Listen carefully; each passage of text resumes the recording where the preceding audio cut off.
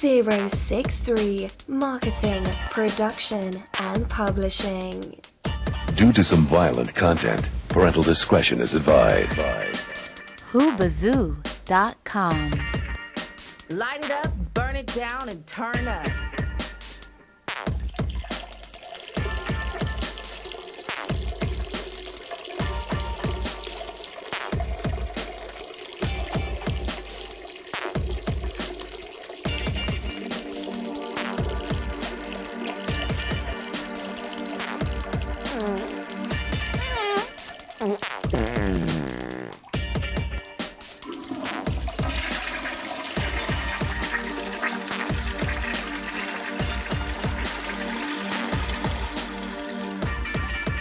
Ghetto man, living in ghetto land, out on the streets of LA. It's just another dirty day. Ghetto land.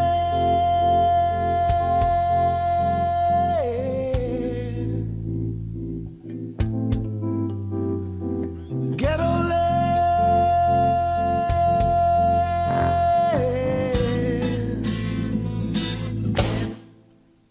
I went walking out my door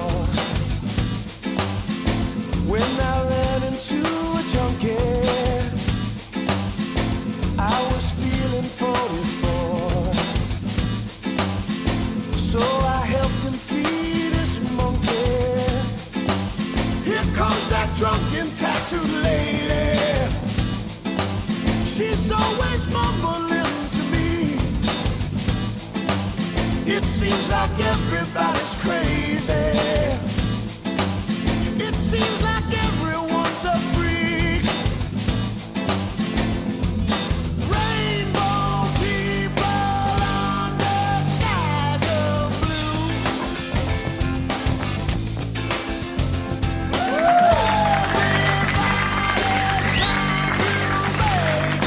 Right, listen. Back to another episode of Mike Fiore Show starring me, Mike Fiore. And you were just listening to Joe Bricata. The one thing I love doing is promoting independent artists on this show, their music, and Joe is definitely one of those independent artists I love to promote. But further ado, I have a guest today. Goes by the name of Sinista1. And let me tell you something about this guy. It's the first interview I've done in a long time where I'm actually nervous, and I actually know the guy because Sinista1 has got so much going on, and he has done so much for his community. Like if you go on his Facebook page or any bio, it says, "Where have you lived?" It always says Boston, Boston, Boston, Boston, Boston. And I'm going to bring him in right now because if it talks too long, I'll bring him. But Sinista1, I want to thank you for coming to the show, ladies and gentlemen. This is Sinista1.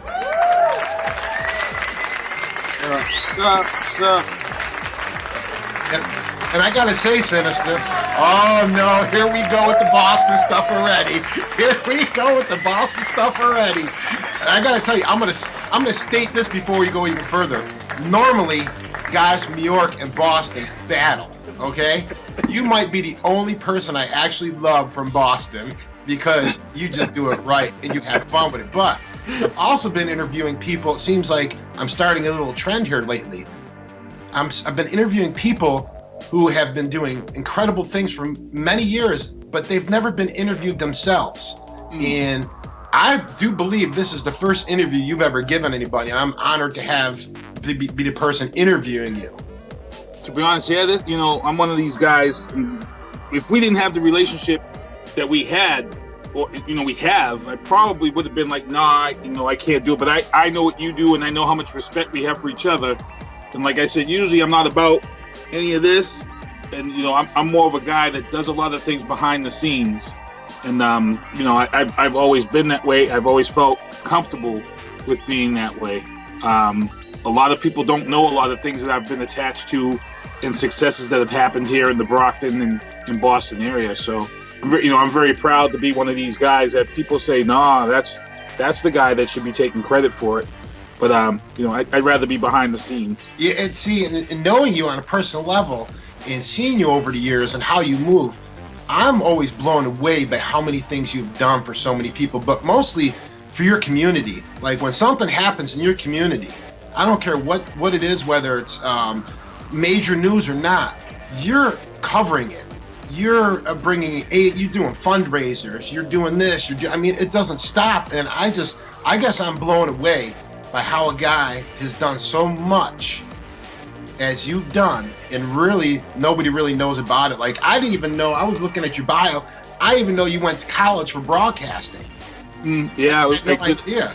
Yeah, I went to school. Actually, I was actually on the radio for years before I even went to school. Like, I was asked to come on the radio because I used to write sports articles. I used to write stuff for Patriots Football Weekly, and then I had some stuff that was in the Enterprise that got printed a few times in the letters and editorial section. And then it actually started with Mark Shyt. He was doing this radio show on WBT, WXBR, and he's like, "Hey, I read all your stuff that you write. It's great stuff." He's like, "Can you come on the radio?" He's like, and at that time he knew I was, doing a lot of stuff behind the scenes with the city of Brockton. He's like, "I just wanted to come on and do maybe a little sports segment once a week." And he had me come on this show, which was On the Mark. And he had me on for about 2 weeks. And what happened was I started bringing guests and people to his show because he had a hard time bringing guests because he's a private eye. He's a legal guy. And I started just bringing all these different guests. And then like a month into it, he pulled me aside. He's like, "Keith," he's like, "I got to make you a co-host." He's like, I got to bring you in. And then it went from there. And then it went from me and Mark, and then it was the addition to Ken. Then we met up with Frank, and then it became, Frank was part of the show. And then Mark's kids got really sick, and Mark had to actually leave the show. And we were actually just going to end it. But then the radio station says, "Well, how about you guys cover for Mark for a little while?" We covered for Mark. I took the seat. And then that's how the booth was born. And we were actually going to leave the air, but the station was like, no. You're coming back. Come back. Friday afternoons. How many years you been doing radio for now? Wow. Over 10. Wow. 10, and I've interviewed people that you would never believe. People that I've loved, like off the top of the dome. One of the best interviews I ever did was with D. Martin's daughter, Deanna Martin. Wow. And a lot of people look at me, they say, "Look at this dude, a Deadpool hat, Harlem Globetrotters, and then they say, "You interviewed Dean Martin's daughter." Yeah, one of the best interviews ever. And it was a big interview for us because when we interviewed her, we talked with her, and this chick we had on the show, and here we are, a black guy from Brockton, a Brockton cop, and a Jewish attorney. We're interviewing Dean Martin's daughter. Dean Martin's a legend right off the bat. But to interview his daughter, and she's name dropping and telling the stories about her and Michael Jackson growing up. Wow. Being at birthday parties and stuff. Then she goes on, and then we were talking, and I asked her a question. I say, "Yeah, there's a rumor about them making a Rat Pack movie." She goes, "Oh, yeah, I heard about it. This. I said, "Well, we're here at the booth. We're just going to ask you. We're just going to come out here and ask you. We're going to say, who do you want to play your father in this movie?" And she said, "Johnny Depp." And we were like, "Oh, good. Good answer. Yep, good show." Went off the air. 2 days later, Hollywood Variety out in California, Deanna Martin names Johnny Depp to play her dad for biopic. Wow. That was her pick. That's how fast it was new, and I was like, wow. I was like, that's how strong and how powerful media is sometimes. Yeah. Well, you made a comment when you were telling that story. You said, here's some black guy here. I think you being on radio, most people don't know you're black, Keith. For one of them didn't know for years. When I found out you were black, I was shocked. Yeah, it was funny. We go to all these little events and functions, right? And Ken always, if Ken was here, Ken would be like, "Yeah, every time we go somewhere and I talk about the show, everybody's like, yeah, that white dude's sinister." And he looks and they'll say, "What are you talking about?" And they're like, "Yeah, that guy's sinister." "No, that cat's black." and he'll be like, "Yeah, he's a black guy." And they don't believe it because he's on the North Shore, and they'll say, "Wow, he's very well spoken. Oh, this. And Ken's like, "Well, he's a black guy." We'll go many places, and people will say, "Oh, I thought you was a white guy." I was one of them. I admit, I was one of them. I was listening to you on the radio for a few years before I actually seen you in person, and I was like, "What?" I was like, "That's not sinister." See, now when I hear that, all I can think of is, man, I wish I was a little bit older and back in the 50s, man, because I would have made a killing making some records, you know, because they didn't have to put black people on the cover. If you just had a good voice and sounded white and sold some music, you'd be filthy rich in the 50s. But I think the thing it is with you, like, I don't know if you're black, white, Spanish, I don't know, because you cover so many different things. Mm-hmm. There's no race barrier. You listen to hip hop, you listen to rock, you listen to country, you love football, you love basketball, baseball, hockey, NASCAR. I mean, it's just so many different varieties that you cover. It is absolutely ridiculous. I'm on camera right now. I'm gonna show you guys right now, and I always tell people this, and people will say, "What are you talking about?" Look. Here's my library on my iPhone. You probably can't really see it. No, read them off. Alphabetical order. Okay, so let's start off with my albums. Alphabetical order. First album, ABBA, Gold, Greatest Hits. Iron Man 2, soundtrack. Razor's Edge, AC/DC. Then we go down here. Let's see. Adele, 21. Alan Jackson, country music, Good Time album. And you love every one of those songs, don't you? Yep. Alicia Keys, Alien Ant Farm, Alcoholics. And you know what, though, Sinister? Onyx Monkeys. I think this is why, and I want, if there's young kids watching this, I want you to understand what this guy does for so many people, but really what he's been doing over the years is gaining respect for many people. Like, I've seen him in the public eye, and there's just tons of people coming up to him and hugging him, and you know, you got to understand, these things don't come to normal people. These things come to people who work hard and earn it. And that's the one thing I want people to know, because like, I'm astonished by the things you've done, but most people don't know what you do. Like you said, you like to keep it under the radar. But at some point, Sinister, you got to start letting people know what you do, because it's going to inspire many other people as well. And I'm not saying it to make money, or I'm not saying to do this and that, because you're a very private guy. You don't do things because you want the pat on the back. But it also, after so many years of doing it, it's nice to get that pat in the back once in a while. I'm starting to get pats in the back myself now, and I'm just like you. I don't like it, but now I'm enjoying it, you know? It's funny you say that, because for years, you know, I've been involved here in the city of Brockton, City of Champions.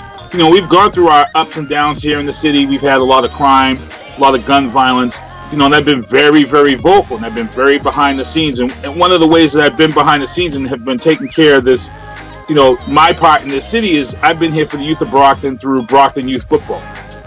When my kids decided that they wanted to play football, I went down and signed them up for the Brockton Junior Boxers, and that was their return to Pop Warner. So what I did was I signed them up, and I met the president at that time. It was Sean Jefferson at that time was the president. And I remember they were just starting out. They just got their equipment from Grogan Marciano. Everybody was kind of ecstatic, and my kids signed up. And the first thing that happened was that they had set up a pep rally for the opening day. And I got a call from Sean Jefferson. He says, "Hey man, you do the radio and stuff, right?" I'm like, he goes, "Yeah." I go, "Yeah." He goes, "I got nobody to do my pep rally. I've never done this before. Can you just step up and do this? Help." Well, at first was, "Can you step up and help out?" And this happens to me a lot, where people will say, "Can you step up and help out?" I actually had a buddy who said, "Can you step up and help me out with Little League one time?" And then his shift got changed. I ended up coaching the whole season. So he had me step up.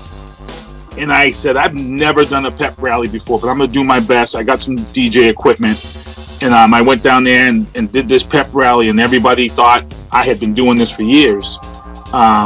So, you know, that's how it all started. That's how I ended up doing play-by-play and doing game announcing for, like, the Bay State Bucks, semi-pro football team. I do stuff for them every season. So you sit up in the booth and play-by-play? Yeah, I sit up in the booth for the Bay State Buccaneers, and I do their play-by-play, and for the Brockton Junior Boxers, Pop Warner Football. So it's great for the kids, because one of the things I've done ever since I've done this pep rally. So now you've got these little kids, and we're huge now. We've got 9 squads. So we've got these little kids starting off from age 5 up to 14. I'll go places with my girlfriend and family, and I've got kids that just, for years, now they're off at Brockton Higher at college. They'll come up to me and be like, "Oh, that's the DJ, this Sinista1. He's the one that plays the music." So what I've done for these kids is, and I don't think anybody else does this.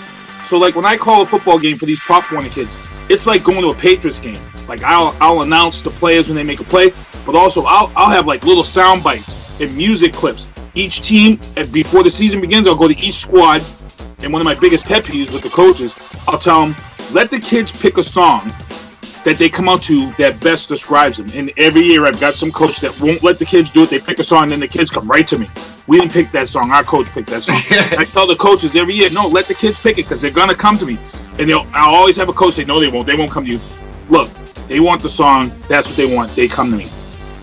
So what usually I'll do is say, like, ladies and gentlemen, put your hands together for your Brockton Junior Boxers B squad.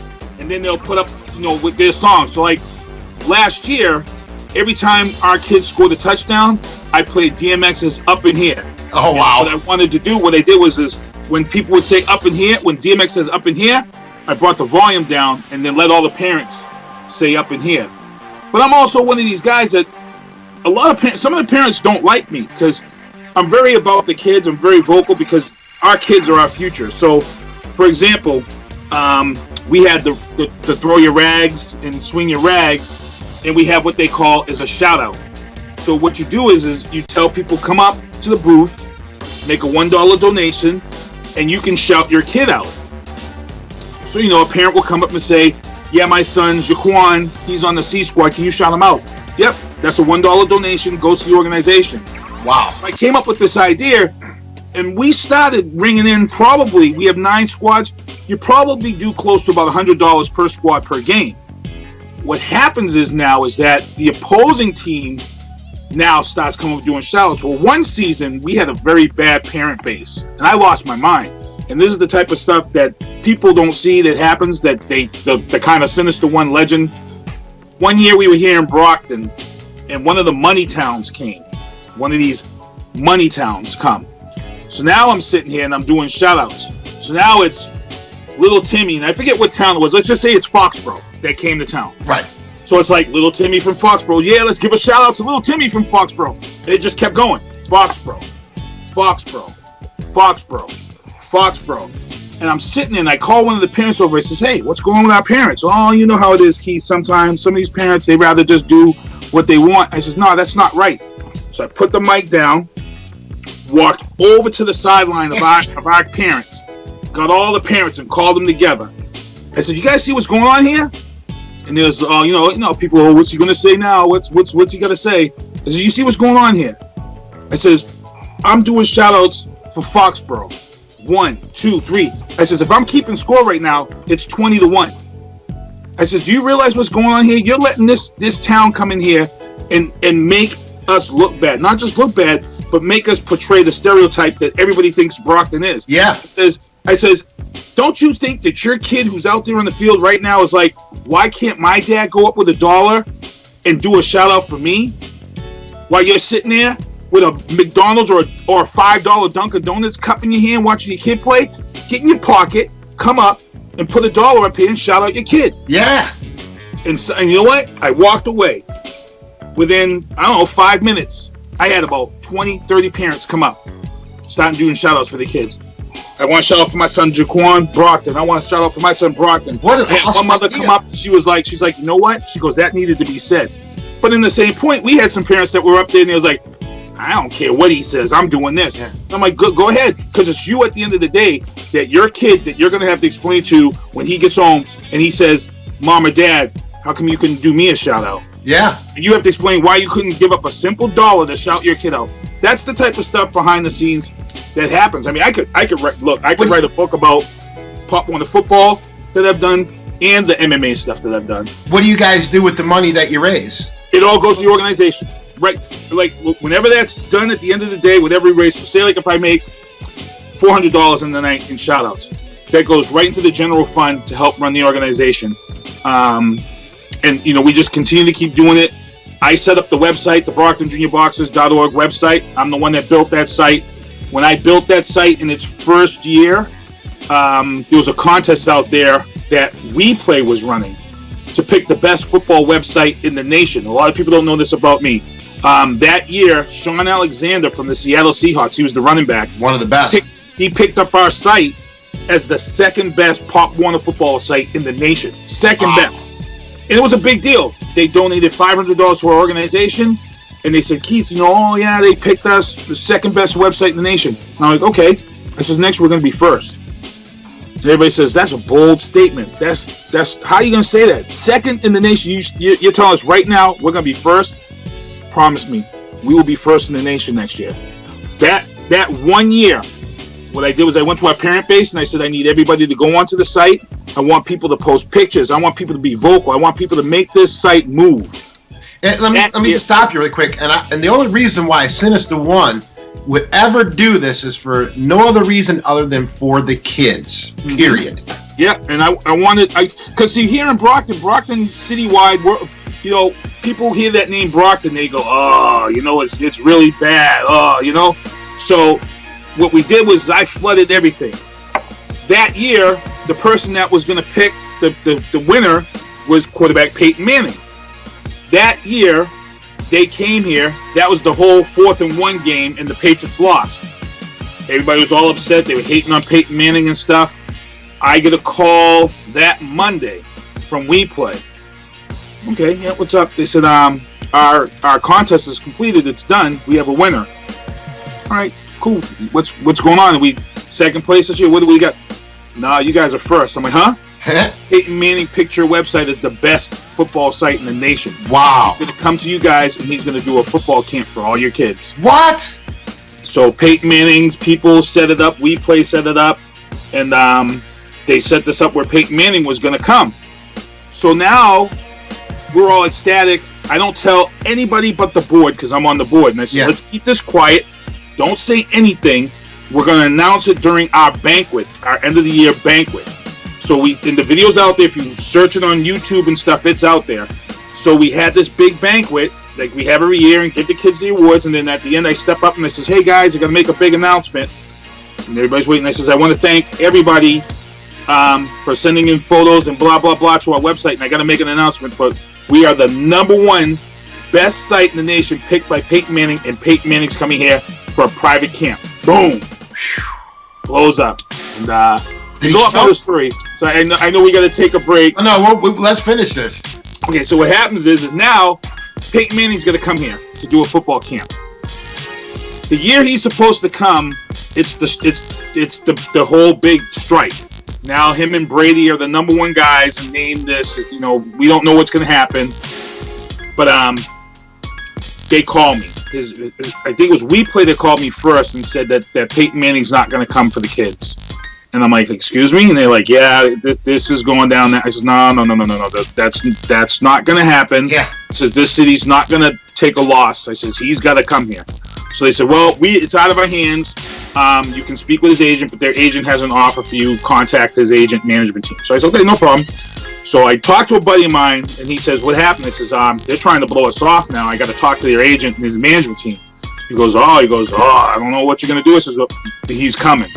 He says, Sinista1. He says, look, Keith, he's like, I'm going to tell you, that's Peyton Manning you're dealing with. This dude, they don't have to come. I'm like, he's going to come. I'm not letting these kids down. So a week went by. I had sent a message to the agent, management team of Peyton Manning, and I told them, to give me a call. Finally, they called me. I forget the guy's name who called me, and he says, yeah, Keith Hayes, yep. He says, yeah, he goes, yeah, we're ready to make you a great offer. This is what we're going to do for your organization. He goes, Peyton's not going to be able to come out and have this camp, but what we're going to do is we're going to donate $1,500 to your organization, your football, and that $1,500 should be this. I'm like, no, it isn't. He goes, what? I'm like, that's not going to work for me. He's like, $1,500 will not work? It's not.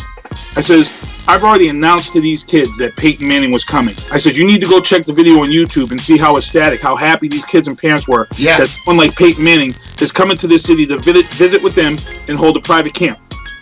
Well, we've got this going on, and, we felt that it would just be better if we just donate $1,500. No. I says, he goes, what do you want? I says, I want our camp. Just as we won. Just as he picked us, we want him here to do our camp. I don't know if that's possible. I says, I can tell you I know what's possible for me. He says, what's that, Mr. Hayes? I says, it's possible that I could get every kid in our organization. I says, we have 9 squads.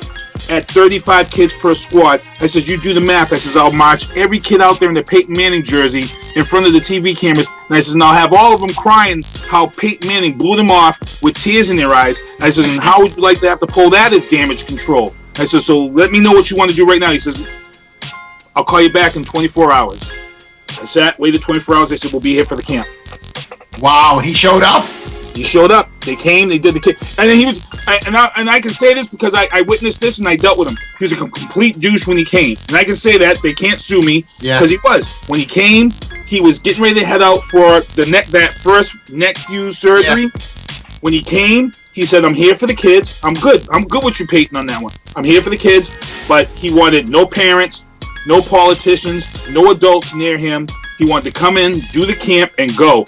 And I remember there was a thunderstorm that day, so they flew him in on a private plane. They gave him a state police escort. He came in. He spent his time with the kids, and then he left the field. And I'm like, you know what? This is what it was all about. And I ended up speaking with the agent. He's like, man, you know, why were you like that? And I said, he goes, why don't you take the money? I said, because it wasn't about the money. I said, we'll get money from people. Yeah. I said, it was the fact that these kids in their head knew that they were going to be able to step on that field with a future Hall of Famer and have a camp. They didn't care about the fact that this was Patriot Man. Well, once these kids knew that Peyton Manning was coming, all that Patriot stuff went out the window. Yeah, sure. They just knew that Peyton Manning was coming. They were going to be on the field with him throwing the football around. Well, you know what you should have done, Keith?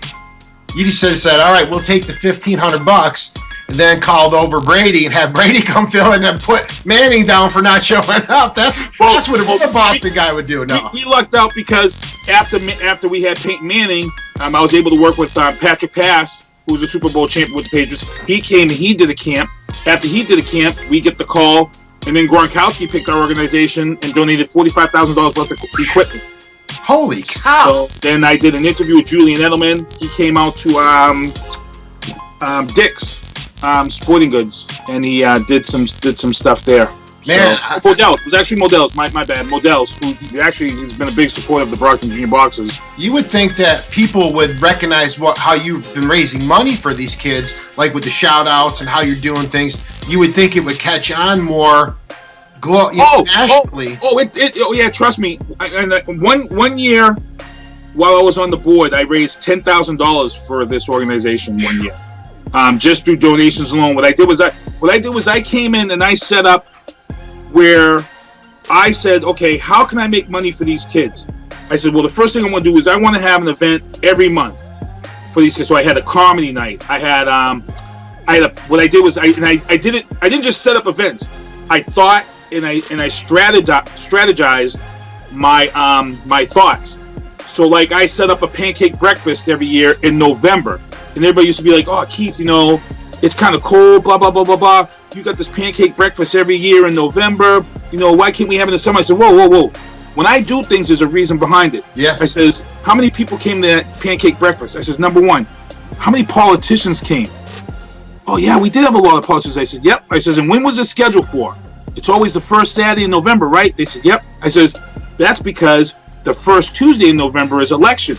I said, so I scheduled the pancake breakfast on Saturday, knowing that all the politicians are going to come through, drop a donation, get that FaceTime, because they know that little FaceTime with this parent base adds up to votes. Wow. And like I said, I can't say when one politician came, it was $5 to get in for the pancake breakfast. He come in and he dropped a $100 check. Boom. Wow. And ladies and gentlemen, boys and girls, this is how you do it, because Sinista is not leading with anything other than passion for the kids. Mm-hmm. This is how he's getting things done. And believe it or not, this is just one aspect of his life. There's several other layers that we're going to get into. We're going to take a break, because one thing I got to know is how you got the name when we come back from the break, Sinista. Oh, yeah. And so, Sinista, why don't you introduce who the video is going to be? We're going to be playing now, and we'll take our break. It's going to be Queen Shyt out of New Jersey, featuring Jazzy, Joyce, and B3. Be right back, folks.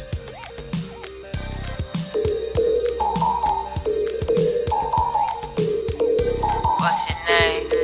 Baby. Queen Shyt.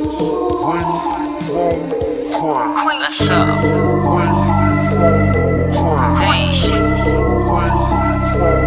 063 Marketing, Production and Publishing. Whobazoo.com. They think I'm a genius. I think it's a bit inconvenient. Cause really I'm just being lenient. I figure by now you'd have seen it. But yeah, they want me back on my game. Back to attack with a match of the name. Cracking the back at them, back in the way. Exit them out, ain't no fact of the bay. You thought I was done, bitch? You got me confused with a dumb bitch. My crew in the town and we run this. You mad cause you ain't never done shit. But yeah, I've been on my grind. From the beginning ahead of my time. Like making a plan and get set up for now. But you end up arriving at 8:45. Give it a ring, give it a throne, give it a crown. Give it a ring, give it a throne, give it a crown. Give it a ring, give it a throne, give it a crown.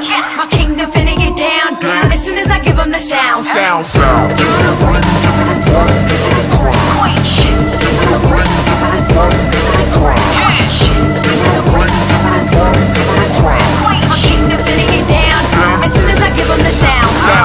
Yeah, I know who this is that said and know my name. Took 100 to the corner store to Poppy, keep the change. Look, crap, why so local? I'm like, why these bros so hopeful? Funny thing that I ain't tripping, bro, but I'm worldwide and they local. They never cross the line, but if they do, they need a passport. Look, run all through my city, I'm the only one they ask for. And they still stuck on my last flow, they still pumping my gas though. So on stock that I'm gassed up, a white queen shit on my tab, bro. Give it a ring, give it a throne, give it a crown. Give it a ring, give it a throne, give it a crown. Give it a ring, give it a throne, give it a crown. My kingdom finna get down, down as soon as I give them the sound. Sound. Give it a ring, give it a throne, give it a crown. Give it a ring, give it a throne, give it a crown. Give it a ring, give it a throne, give it a crown. My kingdom finna get down, down as soon as I give them the sound. They told me to spaz out, been telling me they've been a bad drought. Been heavily begging me, tweeting me, tagging me, telling me to take the trash out. I stay on the job, dealing with crap, I'm playing the odds, it's hating their eyes. No wasting or waiting, I'm making the time. They stay in their feelings, but stay in their lies. I figured you know this, oh you saying I'm on my own shit. You better go study the old hits, that's probably why you never know shit. And if this you fitting, then take it to heart. All of these rappers are breaking my heart. I put it together, you take it apart. I'm taking the trap and I'm making it all. Give it a ring, give it a throne, give it a crown. Give it a ring, give it a throne, give it a crown. Give it a ring, give it a throne, give it a crown. My kingdom finna get down, down as soon as I give them the sound. Sound. Give it a ring, give it a throne, give it a crown. Give it a ring, give it a throne, give it a crown. Give it a ring, give it a throne, give it a crown. My kingdom finna get down, down as soon as I give them the sound. Right, you were just listening to Bebe out of Adams, New Jersey with Music Heaven Studios. Oh, here we go again with his little toys. And Bebe, I tell you what, not for nothing sinister, but keep an eye on this artist. She is one of the best female artists on the rise right now, no doubt about it. She's just won some award of best in New Jersey this year, so you know. I knew you were gonna come back without putting your mute off. I knew you were gonna do that. I was gonna put in the chat, don't forget your mute, and I said no, I'd rather have him start talking, nothing about. See, that's what I get for putting the pages up there. That's what you get. That's what I get. But, my God. Before we went on break, there was one question, and I've known you, I don't know, maybe 5-6 years now, and maybe less, maybe more, I don't remember. But one thing I'd never known, where did Sinista1 come from? Oh, yo. Whenever somebody asks a story or something about me, I always have a story attached to it. So, and this is awesome because it involves somebody that's well known. Okay. Back in the day when I first started, before there was even blogging or anything, I used to have a web TV. Remember those way back, the web TVs? Yeah. I used to write my Patriots pieces for this website called WrestleNuts and stuff. And I would sit there and write hours and hours of HTML coding because they didn't have all this website software. Right. I used to write everything in HTML coding and break it all down, and it was very time consuming. My girlfriend at the time would be like, "Oh my God, you're up for 5-6 hours a night just to write one article." And my moniker was Mr. with an A, Sinister with an A, because of the Massachusetts A thing, and also because I was a big comic book fan. Mr. Sinister was one of my most favorite villains from the X-Men comic books. So what happened was I was writing like forever. and I actually took the domain name for Mr. Sinister. I actually went out there. This was, like I said, before websites were even a big deal. Right. So I've been writing for a long time. I had a MySpace set up and all this stuff, a web TV set up. I got an email from a management company. So I'm like, okay. And it's like, yeah, you own the rights to the name Mr. Sinister on the internet. And I'm like, yeah. And they said, yeah, we'd like to reach out with you and see if you would like to relinquish those rights. I'm like, I guess so. Why? Who's looking for it? And it didn't even dawn on me, because I had this name, and I knew there was somebody else out there with that name, but I never thought that it would be. They're like, oh yeah, you listen to hip hop? I'm like, yeah. And I'm like, yeah. And then they're like, well, you know, Mrs. I'm like, yeah, DJ Execution is. And they're like, yeah. They said, well, he's looking to get those rights so he can utilize, because he's about to break into, you know, the web. Before it wasn't called social media, it was just the internet. Everybody used to just say the internet. Right. And yeah, DJ Mr. Sinister, his management people asked if I could relinquish the rights because he wanted it, and I was just a big fan of the Executioners. They had just, to be honest, released that CD, the DJ, you know, Executioners. Yeah. They just released it, and they had the song with Linkin Park and stuff that they did together, and I was just like, nah, I love them. I love his music. I'm like, oh, you can just have it. Yeah. And what I did was I started this thing. I'm like, well, what am I going to call myself? So I said, you know what? I worked it all out, and I said, well, at that time, Xbox had just come out, and they had the Xbox Live, and my moniker on Xbox Live was Sinista1 with the digit number 1. And I'm like, you know what? Screw it. I'm just going to take that as my radio name and just make it that. So everybody already out there in video game land, because I was out there beasting on Xbox Live, they knew me as Sinista1. And then I just took that in and said, okay, I'm dropping Mr. Sinister. I'll let him have whatever he needs. And then I took on the name Sinista1. I actually wrote an article about the death of Mr. Sinister and becoming Sinista1. You can look up all my articles and stuff. You look up Mr. Sinister and Sinista1. I wrote stuff out there. I actually wrote a piece about Teddy Bruschi when Teddy Bruschi had his stroke. That got his mini stroke. Yeah, that got a lot of hits and a lot of notoriety. I wrote an article one time that got a lot of notoriety because I called someone on the Patriots out. And I remember being outside the old Foxborough Stadium, and we knew a lot of players at this time. So the games would be over, and they would come out and say stuff to us.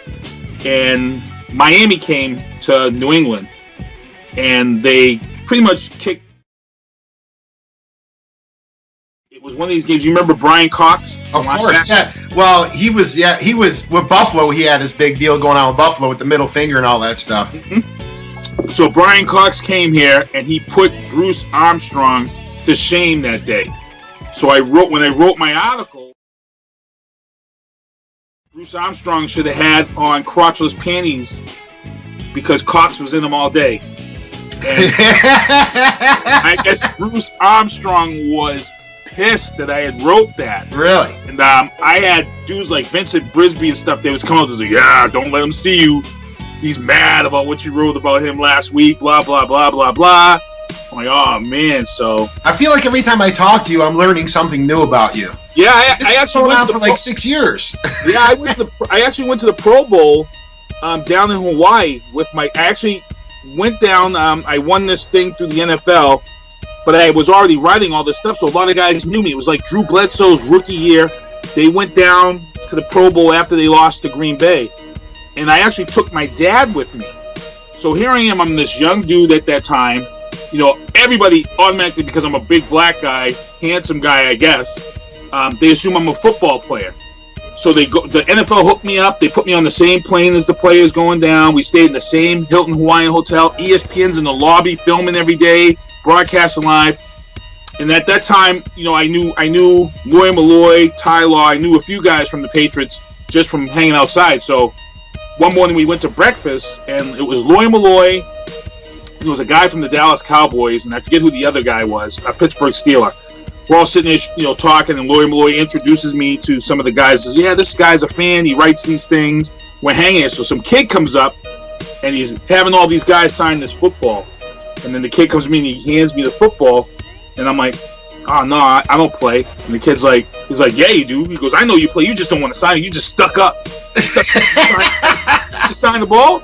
And I look, and lawyer looks at me, and he's like, just sign the ball. So I signed the ball and gave it back to the kid. I signed Sinista1. So there's some kid probably out there that was at the 97 Pro Bowl, which I got a banner in the back, that's got all these NFL signatures. He's got this random Sinista1 autograph. When people say they think you're a football player, not this necessarily this kid, but when you're out and about, because I've heard you say this before, people think you are a football player. You ever roll with that story and try to get something out of it? Look, we talked about this on Tuesday. Yeah, all my white friends, man, when we used to go to strip clubs and stuff, man, it was on. And when we were in the Pro Bowl, my dad could tell you, we went to a strip club, and it was actually called the Foxy Lady, which is the same as a Foxy Lady that we have here. Right. We went to a strip club in Hawaii called the Foxy Lady, and it was after the Pro Bowl, and all the players were starting to relax. So we all went, and we had a good time. And there was a stripper there. Her name was Destiny. You even remember the stripper's name? Look, this chick, she was Polynesian Afro-American. You got that picture painted. So we're sitting there, drinks, everybody's around, and my dad's there. So I'm there with my dad. You know what I'm saying? So I can't really get my game on at the strip club because I'm with my dad. Yeah, but your dad might have more game than you and saying the same thing, like, I got to hold back for my son. Well, so now we're all sitting there. This stripper, she comes over. So, I get a lap dance from her. And then she's like, you want to go to the private room? And my dad's here, so I'm like, no, I want to go to the private room, And she's like, come on. My dad's like, go. Just go. So, all right, so she takes me to the private room. This chick, oh, you this. Look, I'm like, look, I don't play. And then, oh, you guys always say that you just don't want to get in trouble. This chick hooked me up like no tomorrow in the private room. And then I come back out. My dad's like, how was it? I'm like, what are you talking about? I couldn't tell my dad what happened in the private room. See, I was thinking your dad said, go ahead, son. And what seconds you left, he jetted in the other private room. That's what I'm thinking Mr. Hayes would do. So now he says, does this stuff happen to you all the time? I'm like, yeah, pretty much all the time. He goes, how much? I'm like, quite a bit. So now we're flying home. Now, because I was there, I ended up getting a ton of stuff from Reebok. So I have this nice blue windbreaker that they gave me before I went down. It said 1997 AFC champions, New England Patriots. It had the logo and everything. It was real nice. So we were coming through the airport, and it was me, and at that time it was Ben Coates. He was the tight end for the. Of course, one of the best tight ends ever. Yeah. So we always had to go to this blue room area where everybody had to wait because we were special people. So it's me, Ben Coates, and I forget who else, but Ben Coates. This is where I got a little bit of hate towards Ben Coates because we're walking through the airport, security's with us, and he's refusing all autographs from kids and stuff. Yet he's walking through the airport holding his Patriots helmet. And I'm saying to myself, I'm like, okay, if you don't want this recognition, if you don't want this attention, put your helmet away. Why don't you just leave your helmet in your luggage and have it go through luggage? It made no sense. I'm like, so I felt like he was kind of misleading people. And I wasn't he was a great player. Don't get me wrong, he was a great player, but I did have my issues with certain players over the years, and Ben Coates was one of the guys I lost a little bit of respect for. Well, you mess with so many different athletes from all the sports. Like you were telling a story the other night. You were like, when you got the traffic ticket and how you got out of the traffic ticket. Scott Zolak. And who you're in the car with is they're not regular people you're with, and you're acting like it's no big deal, like this is an everyday occurrence. I'm like, who is this guy, Sinista1? Yeah, well, it's funny because me and my friend Mike, we grew up Patriots fans, so we've been around Patriots camp like forever. And before they became big, before the Patriots blew up, their training camp used to be in Rhode Island in Rhode Island at this college. And we used to still go down there, and we used to talk to Patriots players all the time because they were the AFC doormat. I remember my buddy was giving Eugene Chung a ride back to the dorm rooms one day. And then all of a sudden, the team blew up. They went to the Super Bowl in 97. and that's when Parcells came. Yep. And then I knew that there was something about me when I went to get a drink of water one time inside the dorms, and I was standing there. If you've watched the Patriots game, and if you remember when the Pats used to have Bill Parcells there was this little white guy that would always hold his headset for him and stuff. Yeah, I remember that kid. So we're all there, Yeah. and I went to get a drink of water, and Parcells comes around the corner. I'm standing there. And, you know, after training camp, these guys are supposed to be going to films. Yeah. They're supposed to be in class for films. Parcells comes around the corner. He starts ripping into me because I'm not in film class. And he's just going up and down, dropping the F-bomb, swearing at me. And the little dude that's always with him, he taps him and he says, he doesn't play for us. He's not a player. And Parcells had to apologize to me. And here I am. I'm like, oh my God. I'm just standing like Parcells just ripped me apart. I'm like, oh my God. If you were thinking, Sinista, if you were thinking, you should have said, sorry, coach, I'll be right there. And went and watched the film with the team. Dude, I was just in awe that Parcells was yelling at me, dude. I was like... and again, it's like, I keep saying this because we're going to touch down on a few other things. Football is just one of them. Mm-hmm. You know, you also do, and maybe a lot of people don't know that follow you on the booth, but you also do ring announcing for Cage FX. Yeah, ring announcer for Cage FX. I've been involved with mixed martial arts. I've been a fan of mixed martial arts since, I always tell everybody, since UFC 2. I was a big fan before Dana White became big and the Furtadas took it over. I remember Keith Hackney breaking his wrist on Emmanuel Yarborough. I remember all the matches between Gracie and Shamrock. I remember guys like Chemo with 5% body fat from Hawaii. I remember all these guys, and you know, I was able. One of my favorite guys was Tank. I was actually able to. About 3 years ago, Tank was in town, and we had an event. I was there. Yeah, he had an event, and Tank was there, and I brought him into the ring, and people didn't really acknowledge him the way that they should have, and I was like, whoa, hold up, because I have no bones putting people in their place when they need to step up, and I brought Tank in and I announced who he was, and it was kind of like this, you know, people just like, and I stopped it. I'm like, look, you guys really need to stand the fuck up and pay respects to this guy. I'm like, you don't understand.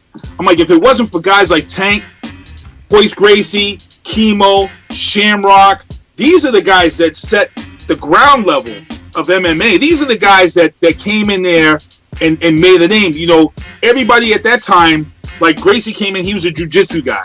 Shamrock was a wrestler, jiu-jitsu guy. Tank was just a street brawler. This was before they had the weight classes, you know. And then what happened was Dan Severn came in, and Dan Severn was this he was the first of the well-rounded fighters. He was the first to come in, and he had jiu-jitsu and all these other aspects. And then that's when guys realized, oh man, I just can't go in there and just be a wrestler. Oh, I can't just go in there and be a boxer. I just can't go in there. Guys now, they're well-rounded, and we're seeing that transition right now. That's why MMA is getting so popular so fast, because guys and women are learning everything. Yeah. And, you know, I'm so happy to be involved with it, because a lot of you people who are to show you how long I've been involved with MMA, I interviewed Joe Lozon when he got into the house on Tough. That's a long time. That's a long time ago. Yeah, Joe was a nobody, and he went and he shocked the world. He beat Jens Pulver. He upset Jens Pulver. So now I had this relationship with Joe, because we had Joe on our show, and he's like, I'm nobody. I'm like, dude, you're gonna be somebody. You've got talent. And Joe went on to become the most wins in the UFC. Another kid that I knew from the get-go. If you go on Google Nick Newell's first fight, Nick Newell is the kid who was born with one arm. I saw him fight in Plymouth, and I told everybody, keep an eye on this kid. This kid fight with one arm? One arm. Look up Nick Newell. He just retired. He was fighting for WEC. He was fighting all over the place. He was actually held some titles. He just retired. John Bones Jones, UFC champion. Well, now Dan Cormier's got the belt, so him and John are going to rematch. But if you Google John Jones' first professional fight, take a look at the ring announcer. Everybody in the YouTube comments are like, hey, what's up with Suge Knight as the ring announcer?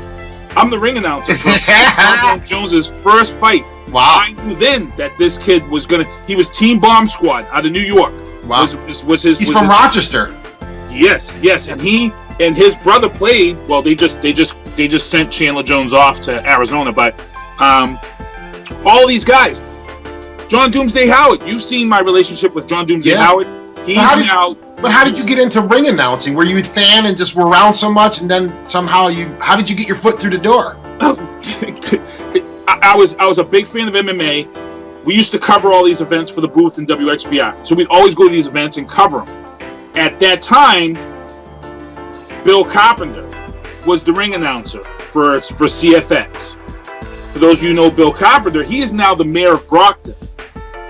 When he ran for mayor, he said, Gary and Linda, who own CFX, were like, "Oh, I guess you're not going to re-announce."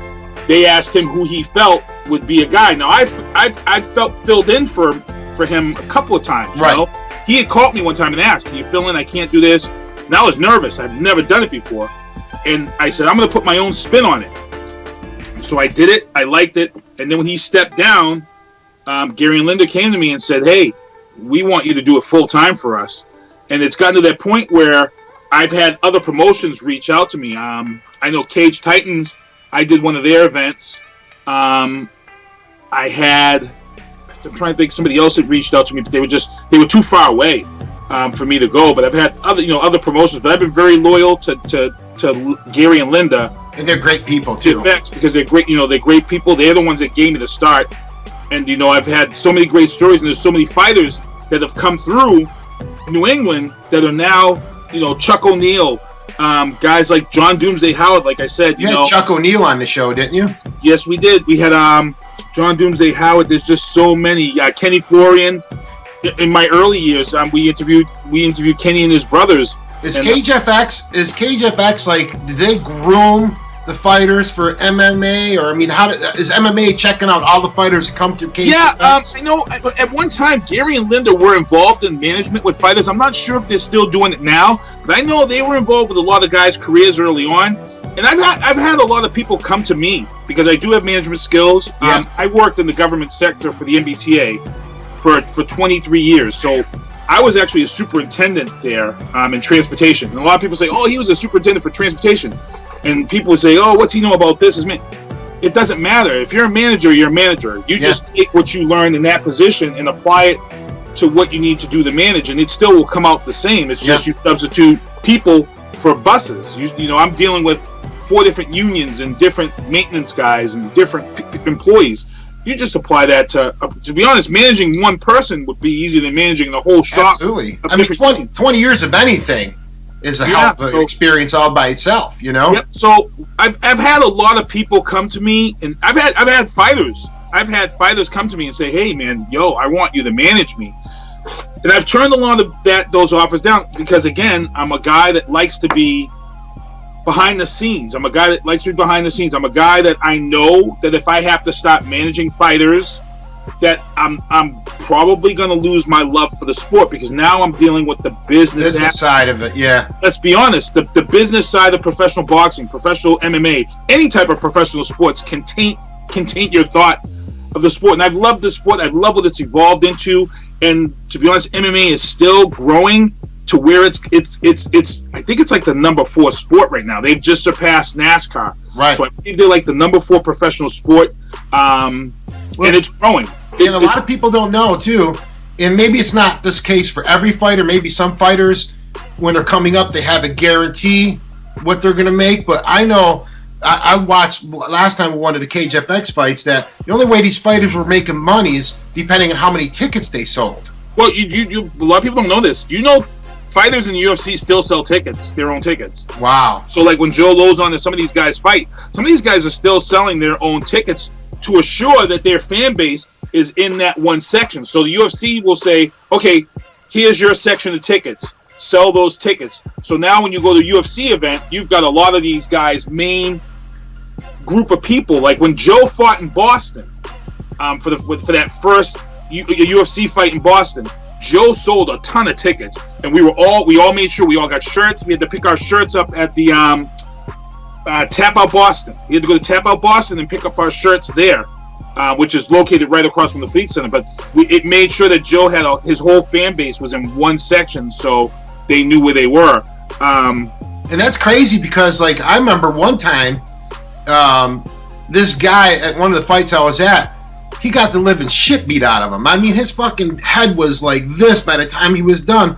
And that dude only made $300 that night. Yeah. It's how hard they work on selling those tickets. You know, I've seen some. I've been involved with this sport. I've seen some great stories. I remember I was able to see Batista fight for his first fight. Batista, who was in, you know, in WWE, right. And he was just in Guardians of the Galaxy.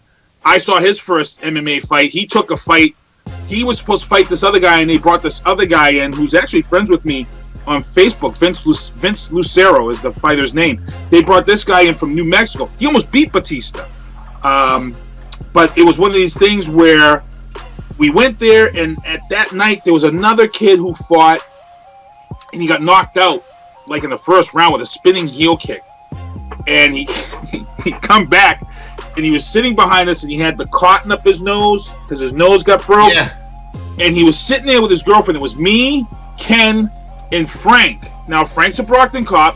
Ken's a defense attorney. We're sitting there. And I'm saying to myself, this kid just got knocked out in the first round with a spinning heel kick. His nose is broken. His head's pounding. His girlfriend's sitting there. And you would think a girl should stand by her man and give him support. No. Instead, she's sitting next to him and she's like, nigga, you ain't shit.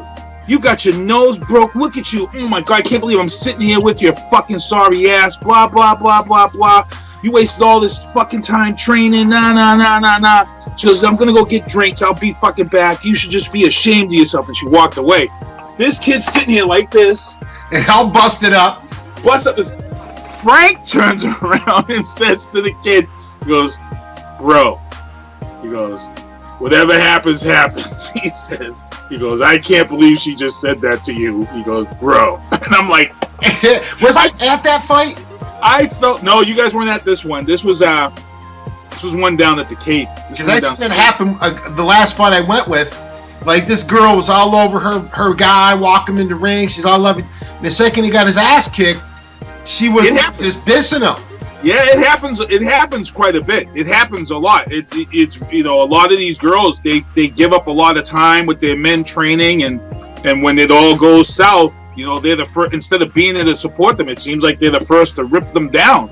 It's like, you know, you got to encourage this guy to get back into the ring. So, well, before we take another break, I just want to ask you this question too. Then, and of all the ring announcing you've done, do you have a favorite fight that you watched that you were like, man, this was the best fight ever? Or do you really not, when you're ring announcing, maybe you don't get back into them? You don't get into the fight as much when you're ring announcing because you're focused. No, I do. You know what? I've had so many fights that I've just been shocked. But to be honest, the fight that sticks out the most in my head is my own Steve Harvey moment. And remember when Steve Harvey announced the wrong winner? Yeah. Years ago, CFX hosted an event at the Shaw Center, the Brockton Rock Stadium, hosts 5,000 people. This was a hell of a fight. I forget the two fighters' names. Back and forth. Then all of a sudden, around the second round, this one kid just starts dominating this other fighter. Just dominating. Now, I usually write notes as to who, you know, giving their points and stuff. I turned away for 1 second. When they turned away, the fight was over. And everybody's going crazy. So the kid that was beating the other kid's ass, he got caught with a solid right and got knocked out. So in my excitement and all of this, I forgot to write on my paper that this other kid won. So I had all the points and stuff for this kid on the left.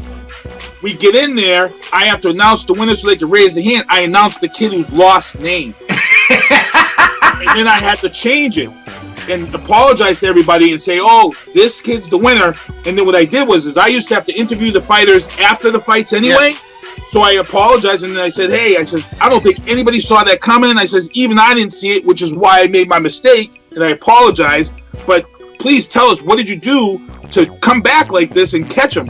And then he goes, and they both laughed, and they accepted my apology, and I said, this is the type of stuff that happens. So what I do now is when there's a fight, and I'm ring announcing, I pay attention to the entire fight from beginning to end. I don't look away. I watch it. I write down the color of the trunks and everything, so I don't ever make that. Because for me, whenever I make a mistake, I beat myself up over it. Yeah. Make sure I'm never going to do it again. And you'll probably never see me make that mistake ever again because, like I said, till this day, that sticks in my head. Well, I was going to say, look at all the fights you've done, and this is the one that you remember the most. You know yeah, because you do 5,000 people in this stadium, and I announced the wrong fighter as the winner.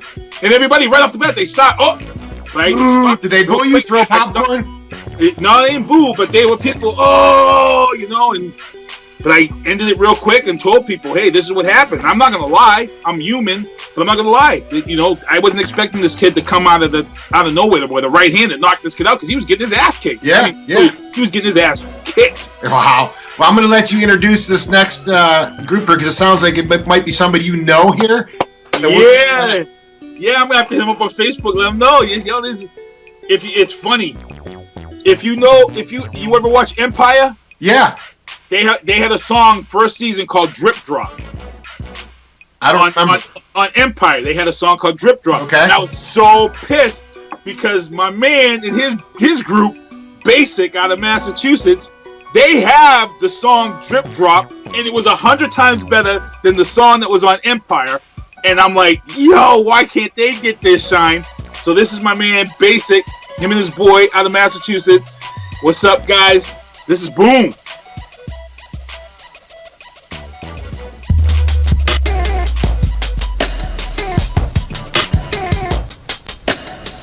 Flow is retarded, I'm mentally uncorrected. I spit it without the effort, the sickness without a question. I'm lyrical Armageddon, inventing the sentence, teaching the sessions, progressing, ethering never again and take over beginning. I win it given the fact that I'm killing the opposition. Where is the competition? Listen, the bars I'm spitting, it's tighter than the denim on a jerk. Are you kidding? You couldn't win, I'm in a class of my own, all alone. Like a stogie and I'm back in the zone. And I don't feel a lot of rappers cause a lot of them clones. I just spit it how I live it, get it off of my dome.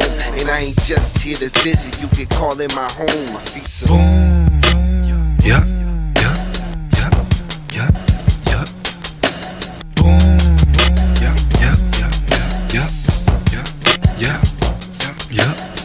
I treat the beat like I'm cremating.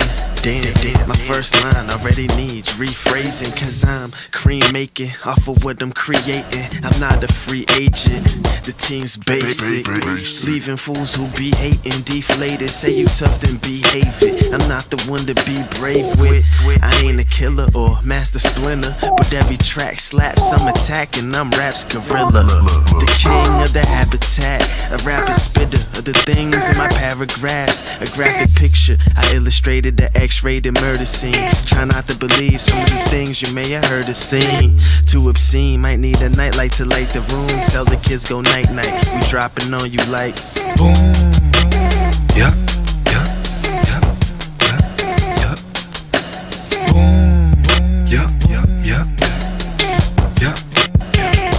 Due to some violent content, parental discretion is advised. Letting beats rest in peace, leave instrumentals deceased. You see the flow is kinda like a tidal wave at its peak. Now let it flood your beach, cause my words are so deep, so on point like CP3. I'm heading for the top seat, y'all can't compete, I'm leaving all y'all beneath. And believe any negativity I impeach. Gotta be optimistic if it's greatness you seek.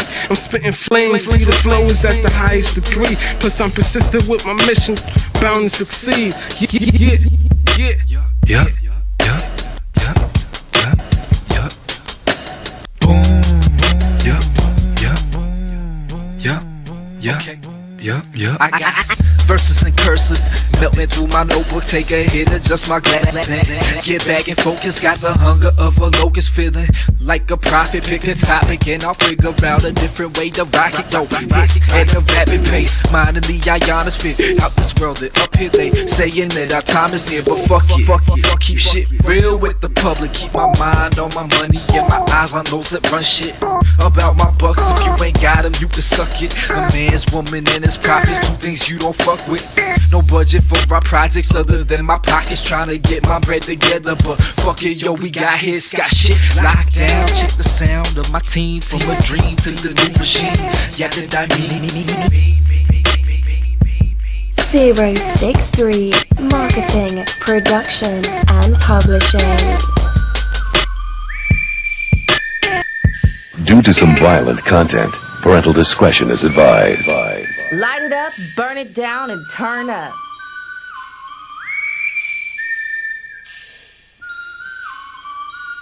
I open drawers like doors, get them slippery like wet floors. I got the key to getting coochie, she pimpin' like a sport. Play on major, pull your bra so quick. Lit off that shit, I ain't even focused. I just park my Mac and ask beside her, whisper in her ear exactly what she wanna hear. She asked me, do I want a beer? Hell yeah, now it's time to dip. Back to her place and it's time to hit. I got a drip and I ain't even touch a twatter yet. Leaking, Pasta Peters feeling like a waterbed. Somehow her legs end up wrapped around my shoulder blades. What could I say? I just love the way that your taste. Girl, I make it pussy wanna drip drop. You getting wetter by the minute, baby, tick tock. Yeah, wet, wet, wet, gotta soaking, leaking. Panties feeling like the ocean. Girl, I make it pussy wanna drip drop. You getting wetter by the minute, baby, tick tock, tick tock. Wet, wet, wet, gotta soaking, leaking. Panties feeling like the ocean. I flow slick like Rick. Got her twatter wet with the words that I spit. Mommy like the game. She tried to keep dry, but she couldn't help it. So I had to drop her drawers, now she strutting in the thong. Approaching me, infatuated, wouldn't let go of me. Hold up. Hey girl, I'm not your man, I'm your homie. I'm like, you got a man. She like, I don't give a damn, no one fucks me like you can. Oh yeah? You see, this a game, so I play on and never play wrong. Cause before I take a step, I brainstorm, you see. I never let this chica get the best of me. She could get the top and not the rest of me. Ha, girl, I make it pussy wanna drip drop. You getting wetter by the minute, baby, tick tock. Yeah, wet, wet, wet, gotta soaking, leaking. Panties feeling like the ocean. Girl, I make it pussy wanna drip drop. You getting wetter by the minute, baby, tick tock, tick tock. Wet, wet, wet, gotta soaking, leaking. Panties feeling like the ocean. I'm usually not the type to kiss and tell it, but after I finger you, I'ma let my nigga smell it. You're good and all, but your sister's better. She cleans the dick and doesn't miss the balls like Cinderella. I got a little clever plan that's bulletproof. Well shoot, it's big enough to leave your poop loose. Dripping gushy juice, the thrill is still alive. I see it in your eyes, you expected something minimized. Well lay down and realize that I didn't lie. While I'm killing your inner thighs, this the type of workout to get you energized. Sweat your perm out, this the dictionary. Exercise word of mouth. Girl, I make it pussy wanna drip drop. You getting wetter by the minute, baby, tick tock. Yeah, wet, wet, wet, gotta soaking, leaking. Panties feeling like the ocean. Girl, I make it pussy wanna drip drop. You getting wetter by the minute, baby, tick tock, tick tock. Wet, wet, wet, gotta soaking, leaking. Panties feeling like the ocean. Girl, you're so wet, got you dripping down your butt crack. Looking like a freak, reaching back, grabbing my nutsack. Late night, legs spread, like the way I touch that. Wide open on my bed, open wide. She said, oh my, when she saw what I had to give her. Now she making juice like her body was a blender. Leaking from within her, but wetter than a river. So deep when I did her, man, I swore I hit her liver. Eat her for dinner, cause she's sweet, not bitter. Flavors on the outside, gooey in the center. Chewy in the middle, tongue twist like a riddle. Yeah, girl, I got Skittles. Why would I kid you? I'm not Tupac, so I don't really get around. But I beat it up when she put the put down. So she ready when I hear that gushy sound. Luda and Shauna, give it to me now, give it to me now. Girl, you should be here. She said that I was thirsty. I said, yeah, girl, for you I'm hella parched. I'm feeling thirsty cause I like the way you work me. I could picture you and me in the dark. Turn around, put your booty up, make your back arch. No lubrication, getting you wet is an art. Girl, I make it pussy wanna drip drop. You getting wetter by the minute, baby, tick tock. Yeah, wet, wet, wet, gotta soaking, leaking. Panties feeling like the ocean. Girl, I make it pussy wanna drip drop. You getting wetter by the minute, baby, tick tock. Gotta soaking, leaking. Panties feeling like the ocean. Basic drip drop. Oh man, I don't think I've ever seen you move like that, Sinister. That's what I'm talking about. Yo, you hear them lyrics? Look, they had drip drop on Empire, and I was like, look, come on, son. That's crazy. My basic. And that's another thing too. Is like, Sinister's like we've gone over. He's gone to college. He's into MMA. He's into all kinds of music. He's into the Pop Warner football. I mean, there's not much you don't do. And I want to know this, and it's just a question. where does all this energy come from that Sinister got? Like, you're all over the place. Like, what's the passion that's driving you to do all these things? Wow, you know what? It's my boys. And my boys Tyreek and Terrell, they motivate me because before Ty's my oldest. He's gonna be 20 in June. Terrell's my youngest. He's 17. Both my boys, when they were born, both of them, when they were born, were both preemies. Ty came in at 3 pounds 6 ounces. Terrell came in at 3 pounds 4 ounces. Both of them spent a lot of time in the NICU, which is the infant care ward. Ty spent almost 5 months in the NICU in Rhode Island, and between Rhode Island and Brockton. And Terrell spent about a month. Ty couldn't come home until he was 4 pounds. And then there was so many advances with preemies, Terrell couldn't come home until he could hold his body temperature. Both of my kids were fighters. You know, when a child's born as a preemie and so early, you know, they tell you all this bad stuff. You know, that your kids are going to be this, they're going to suffer, they're going to hurt, and they're going to be the smallest. And it's funny because both my boys are at the top of the class with schoolwork. Terrell, he just turned 17. Terrell is 6'2", 275 pounds. And a great story about Terrell is last year, he played football for Oliver Ames. So imagine this, at that time he was a sophomore. He was 260, 270 as a sophomore at 6'2", and he never really played football before.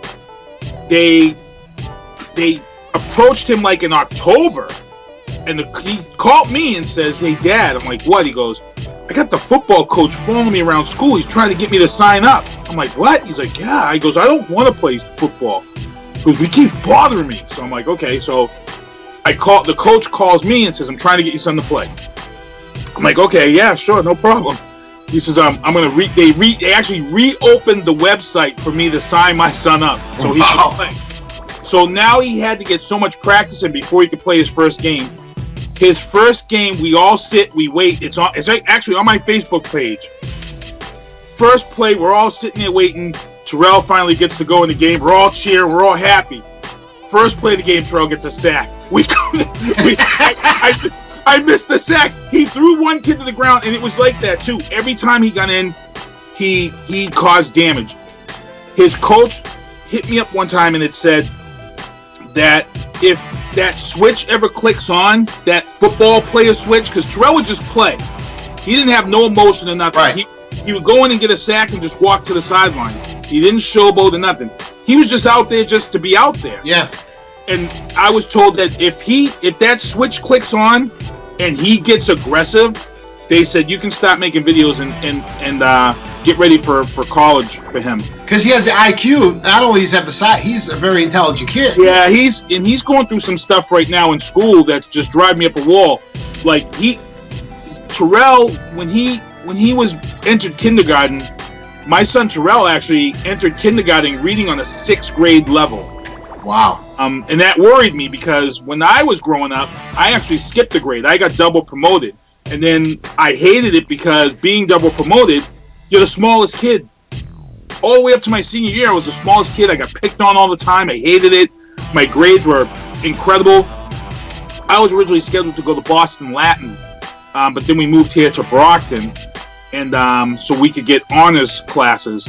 But I chose not to go to college because I always liked working with my hands. I always had this thing with taking stuff apart and putting it back together. So I went to a Voltech school because I loved working on stuff. Even though mentally I could have went wherever, I liked working with my hands. I felt more comfortable. It drove my parents up a wall because they want the best for me. But at the same time, my dad was one of these guys that, let us do what we want. So for Terrell, he's got this issue where he was going through this issue where he wasn't turning in simple worksheets and simple homeworks, and it was affecting his grade. Yet I would go on to like X2 and look at his grades, and this kid's scoring 100, 98 on all of his tests and quizzes. I had one teacher say he missed school for something, And he went to school, and she said to him, "Oh, you don't have to take the test today. You can do your review." And he said, "No, I'll take the test." He scored 100. This year for his midterms, he scored a 99 in that class. He was the highest grade. So this year, they have a new football coach. Terrell calls me. And he says, "Yeah." I said, "What's up?" He says, "Yeah, my football coach. They got a new coach. He approached me in the halls, asked me if I was going to play football this year." I said, "Yeah, what happened?" He goes, "Well, I told him," he says, "I'd rather work this year and make a little money." I go, "Yeah?" He goes, "Dad, he looked like he wanted to cry." I'm like, "I'm pretty sure you were a junior, 6'2", 275, and you're a junior?" I'm like, "Yeah." He's the biggest person on the team, probably. I'm pretty sure. So my kids is what motivates me. To be honest, before Ty was born, I myself, Sinista1, was known as this guy who got in a lot of fights, to be honest. Really? I didn't start fights. I was always like Dawn. Dawn today, my girlfriend, beautiful Dawn, who everybody knows. Dawn and her sister's nickname for me is Captain Save-A-Ho. I was the type of guy that when you go to parties, if girls would get picked on, I'm always that dude there that's to help. If some kid was getting beat up, I'm that guy that was always there to help. And, you know, if you did something bad, I was always that guy that was like this enforcer. Like one year we went to Boston for first night and some guys stole balloons from a balloon vendor.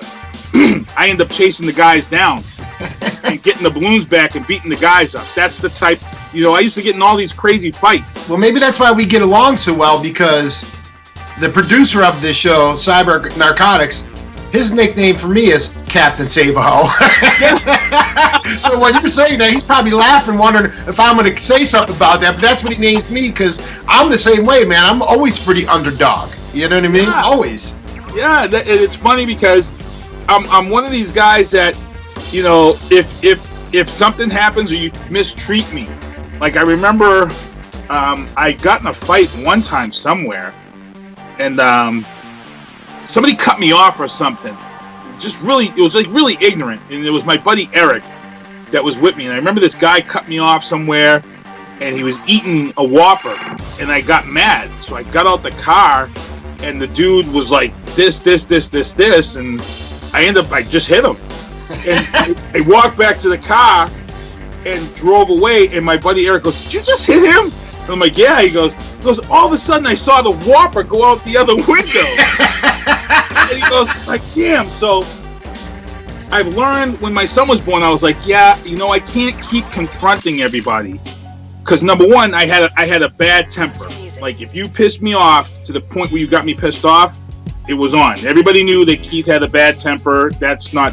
So I would say I would try to avoid all confrontations to the point where when my kids were born, you know, people would say, "Oh, Keith's a softie, he walks away." But those who knew me would say, "No, don't get into it." Well, and in that part, I never knew, because I always see the Keith who's always helping people out. For example, we were in Boston one night and we're walking to this bar, Keith and I and a few other friends, and we're going to see maybe a Mayweather fight. Yeah, the Mayweather fight. And as we're walking, we go in the alley, and some guy's getting his ass kicked by his girlfriend and her father, right? And so I don't know if we broke it up. It ended. They left. Well, I'm in a three-piece suit. Yeah. And this guy comes into the bar, and let me tell you something.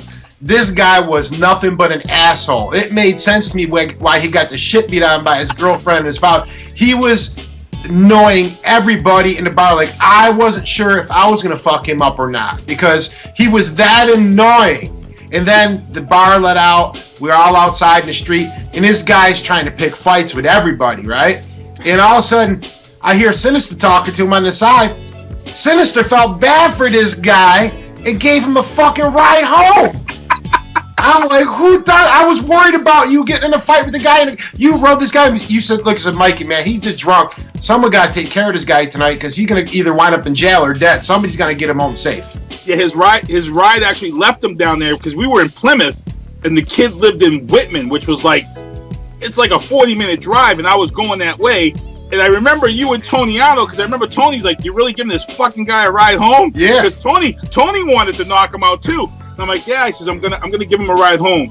And I remember partway through that ride, I remember it was either you or Tony that hit me up, and I texted back and said, "Yeah, I'm about to throw this guy out my car." Because he just was so, like, he kept complimenting me in the car. Like, he was like, "I'm not gay, but dude, you're real handsome in that suit and this and that, this and that." I'm like, "Look, I don't swing that way, whatever. I'm good. My brother's gay, but I don't swing that way." And I end up dropping the dude off at his house, but the dude told me his whole life story about how he sold drugs, and if I ever want to come by, and I'm like, "Dude, I don't do that." I'm like, I'm here. I'm just here to give you a ride.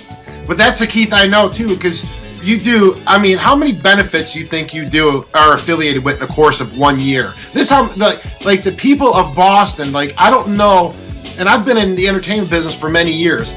I don't know of one representative of a city who represents her city as much as you do, and the people in your community, especially.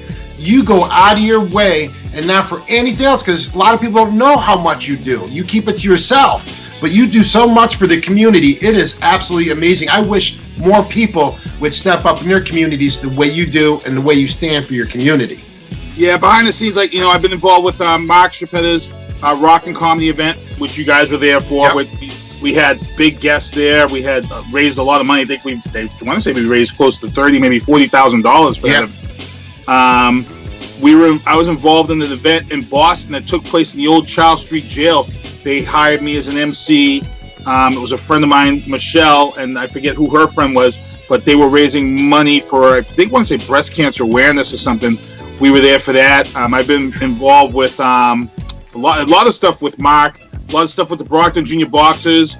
I had a comedian come out, Jonathan Gates. We hosted a comedy night at Sticks and Stones to raise money to get the girls to to Florida for the cheerleading competition. That's actually how I first met Dawn's daughter, India, who I ended up meeting her mother, Dawn, and now we're in a relationship. But that I ended up using that event to raise money for the girls to get to Florida. And that was another good event. I've been involved with politics in Brockton since I was in yay high. I mean, I was holding signs for Spillane, who was running for one of the seats in Brockton many, many years ago. I think I was like in elementary. I've always been intrigued by politics to the point where I've had people come to me in Brockton and say they've wanted me to run for city council. They've wanted me to run for mayor. I was actually at Silk.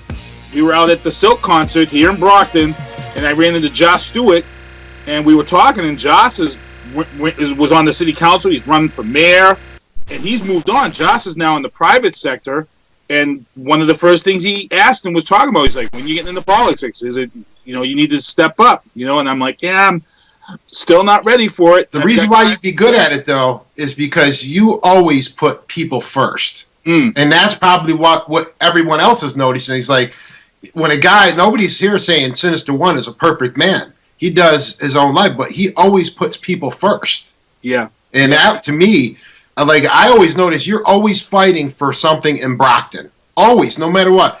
And Brockton gets shit on constantly, and you're the one cleaning the shit off and putting gold on it. Constantly. Yeah. Right now, my biggest battle right now is the heroin addiction that's going on. And I was involved in a very big conversation on Facebook. The Brockton Hub is the kind of the Facebook page where Brockton people go and they talk. And there was this guy, Manny Moe, who was talking stuff about addicts in a bad way. Now, me and him have the same common goal. Our common goal is people not to use. And I don't want to cut you off, but let people know what happened to you in the last year that forced you down this road before you finish the story. Well, in this last year, I've been dating Dawn, and in this last year, we now have Jocelyn Prey in our family. She's now going to be 11 years old. Jocelyn Prey is a young girl who is Dawn's niece. Dawn's sister died of a heroin overdose on April 2nd of last year. Her anniversary is coming up this weekend. We actually have a mass for her. But just 8 weeks prior to that, her dad died on Super Bowl Sunday. Just prior to Malcolm Butler intercepting the ball, we got the call that Jocelyn's father, Robbie Prey, had overdosed and died. So here we are. He passed away. Me and Dawn were in Jersey to see Charlie Wilson. that was the day that her dad was getting buried, which was Valentine's Day. His family had him buried on Valentine's Day. We weren't really happy about that, but we had no choice in the matter. And then we came back home. We had St. Patty's Day parade, which is huge in Boston. And during the parade, Marty Walsh, he comes up and pulls Jocelyn out of the line. And those pictures are on our Facebook page. And he gave condolences to her and the loss of her dad. Who knew that we were going to be burying her mother just weeks after? Like I said, all of our pictures that we have of her mother, Danielle, from St. Patty's Day were the last pictures we saw of Danielle with a smile on her face. For one of these things, a lot of people don't realize, and I kept it quiet. A lot of people don't know. When Jocelyn's mom and dad both passed away, at that time, she was 9-10 years old. She legally was the next of kin. Unfortunately, a 10-year-old can't pick up a body from a morgue when her mother passed away. So now it turns into this big court thing where Dawn's mother has to get emergency custody and all this stuff has to go through. In the meantime, Danielle was only 20. Her mother was only 29. Her father was only 30. Both died of heroin overdoses. None of these people have Social Security or any type of funeral funds. So at that, I just had started dating Dawn. I think we were 2 years in the relationship. And I said, how can I help this family out? I really just starting to know this family. Jocelyn's I said, you know what? I'm going to use my connections, my name, and I'm going to raise some money for the burial costs. So I set up a GoFund page and asked people and put the story out there and just kept promoting it and hammering it. And because of all the outpouring to this story and all the coverage and people just donating, we were able to raise $7,500. And with that money, in a short time, we were able to buy the headstone, a 2-plot area. Well, it was 2 plots, the headstone, a very nice headstone. You can go on our Facebook page and see those pictures for her mother. And Dawn's family didn't have to worry about coming out of the pocket. We actually went to the funeral home and we cut the payment electronically right to the funeral home. And then we went right to the place where she was getting buried and we actually cut the electronic check and had the money sent right to them for the headstone, paid cash for everything. And that was all done through GoFund. And a lot of people have hit me up on Facebook and said, why would you do that? You don't even really know this family. I'm like, look, Jocelyn's in my life now. She's been in my life. She's part of the family. I love her to death. And we actually just had a 1-year anniversary. Well, we celebrated her mother's 30th birthday with an event at the Dillon's Cafe this past November. And we raised a ton of money there. The mayor showed up and stuff for Brockton. We raised money for Jocelyn and she was able to have a nice Christmas and stuff. But again, I didn't tell people that I set this stuff up and did this and had people help me because I really don't want anything for it. I just want people to know that for me the best thing was knowing that when we were at that funeral and Jocelyn was looking down and we went back. I want to say we went back about 3 months later to unveil the headstone and to see this young girl see the headstone with her mother's name that that Dawn and Lynn had got the etchings for and stuff. To see her smile and know that she's got a place to go, when she wants to visit her mother, that to me is what meant a lot to me. It doesn't. People coming up to me and hit me on Facebook and saying, "Man, you're a good dude." It's all good. I'm good with that. But for me, it's going and seeing Jocelyn. Like I said, like with the same with the football. It's not about the parents that talk trash about you behind your back because they don't like what songs you play or this or that. Like I said, for me, it's going out in the public and having kids run up to me in the mall and be, "Oh, dog, that's Sinista1. He played that song when I scored the touchdown." Or, it's a Sinista1. To me, that means a lot to me. That's what I like because that means that this kid, if I've made that impact in his life, hopefully I can make, and say, hey, this is a guy that's a positive role model, a positive figure. Yeah. So, that's a lot that I've done. But right now, the debate about heroin and addicts and, this whole thing about everybody has a choice and people are pissed because now addiction is now covered under medical insurance. It's now considered a disability, and there's a lot of people, they're unhappy about it because there's a certain stigma attached to heroin addiction. And I've had people hit me up and say, "Oh, were you a user? Oh, you did?" And I'm like, "No, I'm not a user. I've never put a needle in my arm. I've never done any type of drugs like that. You know, I smoked a little weed back in the day, but I've never put a needle in my arm. I've never snorted coke. So people are like, why is this guy fighting this fight for addicts? And my feeling is because, one, they get a bad rap. Two, because I'm here dealing with Dawn, who lost her sister, and this young girl who lost both her parents to heroin. And it's also because I've done a lot of homework and research, because I was ignorant once. Yep. Those who were addicts. I was ignorant once. I was one of these guys who was like, you know what? They chose. That's them. I'm living my life. I'm good. And then I started hearing the history and hearing the stories. And then Dawn actually works for High Point. And I can't say a lot about it, but High Point is the major place. The guy who is now head of the opiate war that that Obama just put into office back in October, he comes from High Point. Just some of the stories that you hear, you realize that not everybody has a choice. And you know, like one of the scariest stories, two of the scariest stories that I've heard was, one, I did a show a week ago. I was invited on a show called Deadly Silence. The show, one of the hosts of the show was a pharmacist. Now, those who follow my debate about, I've always felt that the FDA and doctors should take an answer for this. They should be held accountable. A lot of people are like, oh, no.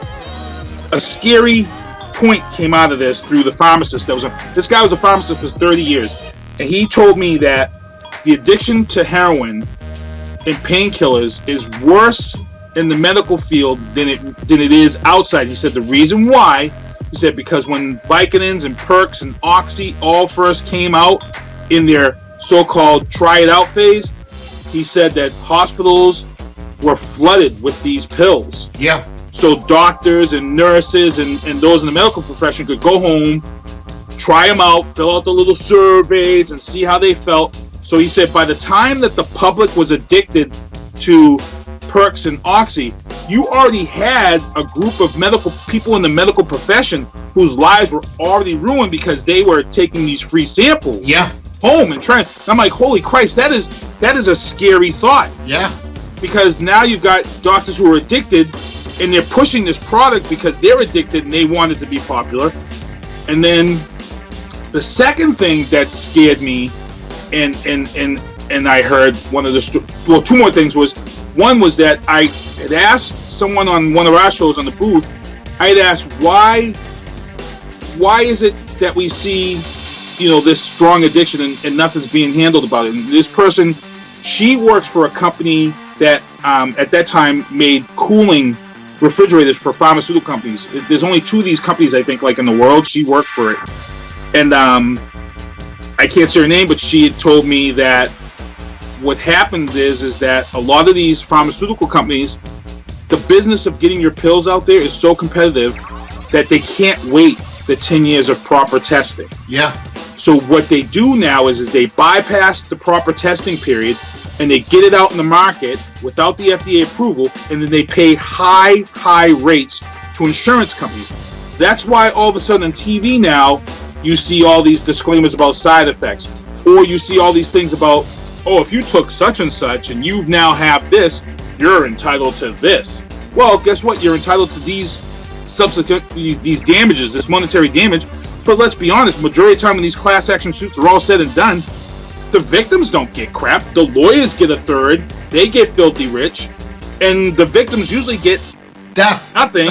Sometimes death. Death or nothing, while the pharmaceutical company is still cashing in on the millions that was spent on the drug to begin with. So when I heard that, that scared me. And then I heard a story about a young man who was addicted, and people always say that everybody has a choice. And I got the story about a young 13-year-old boy whose dad was a drug dealer and had him bagging heroin at the age of 13. Around 15, he had a strange urge. He didn't know what was going on. He started smoking weed, sniffing coke, blah, blah, blah. And his dad turned to him and threw him a bag, and he was on heroin. The point I'm trying to make is everybody says that they have a choice. Well, here's one of the many.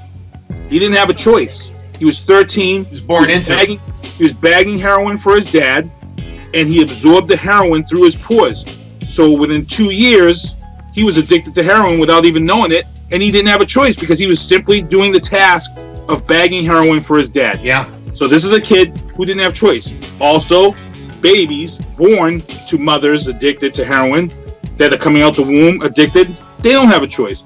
Someone said to me in one of these arguments, they said, well, they do because the dirtbag parents had a choice, so that's on the baby. No, the baby... That's crazy. That's stupid. I don't want to hear this that. Mike idiot? Yeah.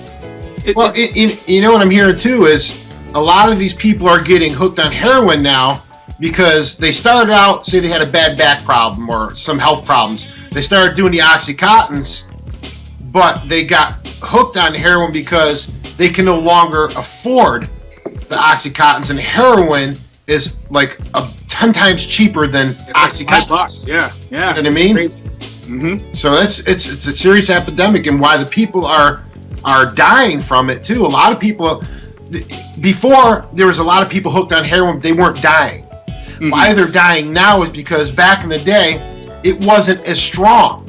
Okay, so if you're a junkie, a heroin user, and you're used to doing a certain amount every day, let's say you do $20 worth a day, right? And you shoot it in, blah, blah, blah. Well, nowadays, it's almost 100% pure heroin, so you still spend that $20, but it's 50 times stronger. They don't know it's stronger. They don't know how strong it is when they're getting it. That's why they're overdosing and dying. Yeah, well, my girlfriend who's at High Point, there's two other things that happens too, is that they're cutting it with that fentanyl, which is like a blocker. So now the Narcan doesn't work and things like that. It's just, there's a lot of stuff that's going on behind the scenes with this now. And she was telling me too, she says the reason why you've got a lot of people who are clean that fall off the wagon, she said that when you use every day, your body builds up a tolerance. And then she says, then you go cold turkey and you clean up. And then she says what happens is that every day that you don't use, it cuts your tolerance by 50%. So what happens is a lot of them, and she says they actually have to teach this in the classes, that if you're going to fall off the wagon, you can't take what you're used to taking when you were a heavy user. Yeah. And that's what happens. They go back and they take that same hit that they did when they weren't clean, and they end up, that's how they overdose, because they're not realizing that your body cuts it down by 50%. Yeah. It's scary, and like I said, I'm on Facebook with it. So what I don't understand too is, because I know several people that were hooked on it, and how they got unhooked from it, they go to a methadone clinic, right? Yes. But they're on methadone for like 10 years. And I also know that a lot of these heroin addicts know how to beat the system. Yeah. If they have legal issues, they check themselves into rehab until those legal issues are over, because I guess you can't sign papers and stuff like that when you're in rehab. So then they come out, the court case is over, they go right back at it again. So also, they know the addicts also know how to buck the system, and they get all kinds of. I know people that are on disability right now. Yes, they're drug addicts. Mm-hmm. So there's a lot of things that got to be brought to attention to this issue. There's a lot of things that need to be fixed. And you're right, Keith. I know plenty of people that are amazing people. They are just hooked on this drug. They're not losers. They just cannot get off this drug. They cannot kick it. And so there's many things that need to be worse. So unfortunately, you had to deal with death in order to get educated, learn about this drug. But again, here's Sinista1 learning about something and doing something about it, because the more he looked into it, he's seen how it's affecting his own, not only his family, but his community. And well, you know what the scary thing is too, and I tell everybody that's ignorant to it, I tell them, I'm like, look, you don't know how big of an epidemic it is until you lose somebody. Yeah. Like when this whole thing came out with Jocelyn, and people now learn that I had some. I can't say any names, but I had people that have been close to me for years, and they come up to me and say, Keith, yeah, man, I feel you. Oh yeah, why?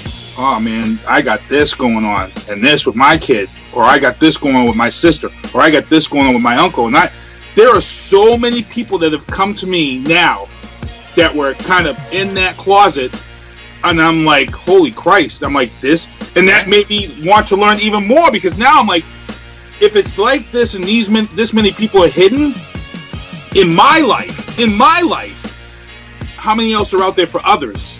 You know, and like, we really need to fight this. Yeah.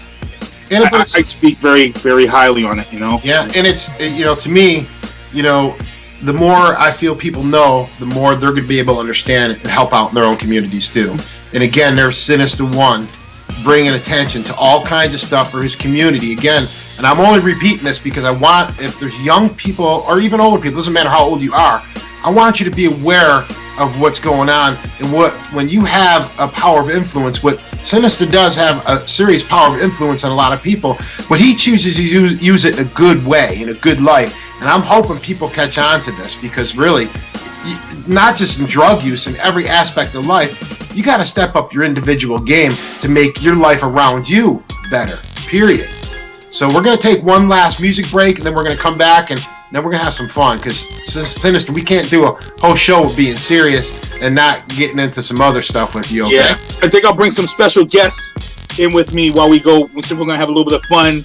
We got WrestleMania coming up this weekend, so I think I'm gonna put a phone call in, get a couple of good dudes in here to come with us for this after the break. Okay, sounds good.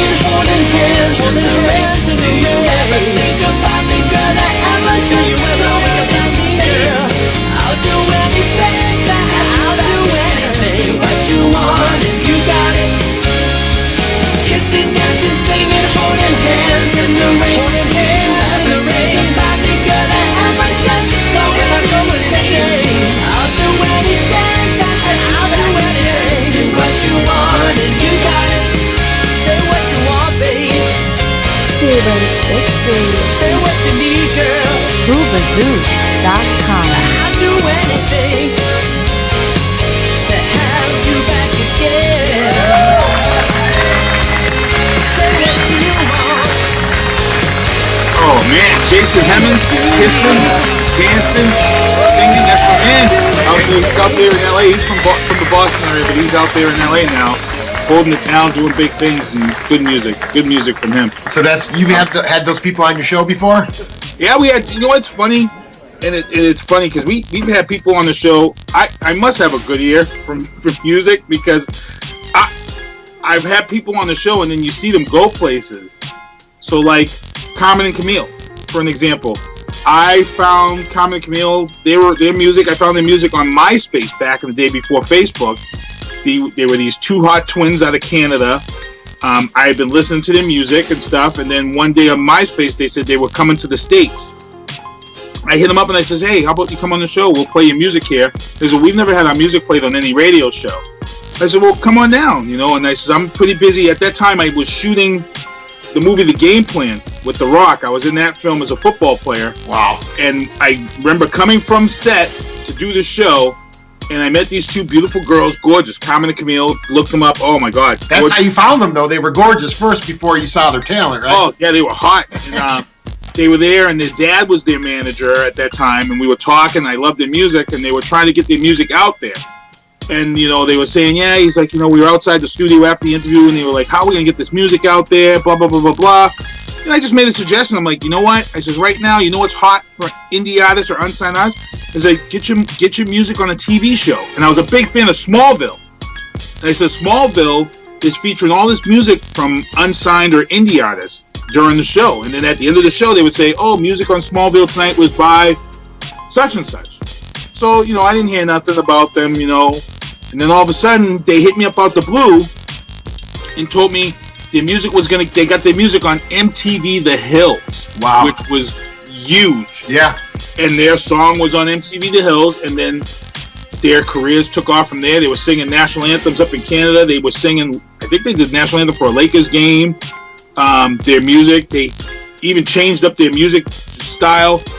They were on tour with some band. I forget the band that they were on tour, but they came back here to Boston. And they were on tour, and they actually shot a concert video, and they invited me out, and we went out and shot the concert video with them. Then they came back again for another tour, and me and Don went, and we spent all this time with them, and it was a good time. Yeah, And Sonna Simmons, I think you were on the show with me and had her on. We have her on. She's an unsigned artist. She ends up on the ABC show where they have to raise the wall. She went pretty far on that show. She ended up getting eliminated, I think within the last 2 weeks of the show or something like that. But she went pretty far. So we've had a lot of people on our show. And one of the things that I have noticed is that this transition, back in the day, Eminem was the big guy, the big white rapper. But rap is so popular now. There are so many great white rappers out there now, to the point where a white rapper isn't like the last dinosaur, or whatever. Right. It's not like the Sasquatch in the rap industry. I've got guys I listen to like EXP, the Expendables here in the Boston area. Crazy. They're like the white Wu-Tang. Unbelievable lyrics and tracks. I got a kid, Big Kurt. You've heard Big Kurt's music. Killing him. He's another one. White rapper, holding it down. There's a girl out there, Lissa Marie. Check her out. Good music. Unbelievable stuff. Well, I remember how we met is you were doing a show on Event Level. And was it Event Level you were on? I believe so. Yeah, Event Level. Yep. And then, on the Indie Republic Network. And then you came over to Hoobazoo. Mm-hmm. And Hoobazoo is where I really started paying attention to you. And the guests that you were bringing on. And you have a show on the Hoobazoo Network called The Booth. Mm-hmm. And it's one of those shows where you get tons of laughs, you hear tons of music, and to be honest with you, I've even cried on your show before. It's all kinds of things all kind of mixed into one. And that's when I really started checking out Sinista1, is when he was on The Booth on the Hoobazoo Network. I mean, you even had a kid on there who was dying of cancer. Jason Cameron. Yeah, you interviewed the kid, and he passed away shortly after. I mean, there's so many things going on with this show. And like you said, and I keep going over this, how many things you do for your community and things you bring attention to, right? But I also know there's a fun side to Sinister, not always a serious side to Sinister. So I want to know, and I think your fans want to know, because you're always in the spotlight in your hometown, right? But what does Sinister do when he goes out at night? Or what does Sinister do for fun? And I don't want to hear you say a movie. I want to hear you say like a Captain Marvel's movie or something like that. Like the Sinister go out and drink. The Sinister, when he's in his car, is he blaring out hip hop music? What's Sinister doing, man, to have fun? What's some crazy stuff you do? I got a couple of guests here in studio. I'm gonna have them come in here and join me. Hold on. Got Goldberg, Diamond Dallas Page sitting here with me on the show, hanging in there.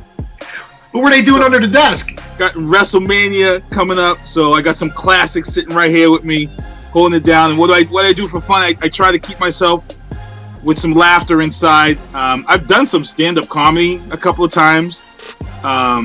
If you YouTube it, you'll find it. I've done some little bit of wrestling. But for fun, yeah. Like, are you going? Do you drink? Do you go out and like get drunk? No, I'm not much of a drinker. One of the things I am is, first and foremost, I am a huge gamer. I beta tested for Xbox Live, and I am a huge gamer. So if you really want to hit me up and have fun with me, Tony Arnold will tell you I'm on Destiny. Before we just came down here for this interview, I was just dancing the jig upstairs because the Final Fantasy 15 demo just hit the Xbox One. So I was upstairs downloading that and getting that ready. But I've been playing a lot. I've been spending a lot of time on the Division right now.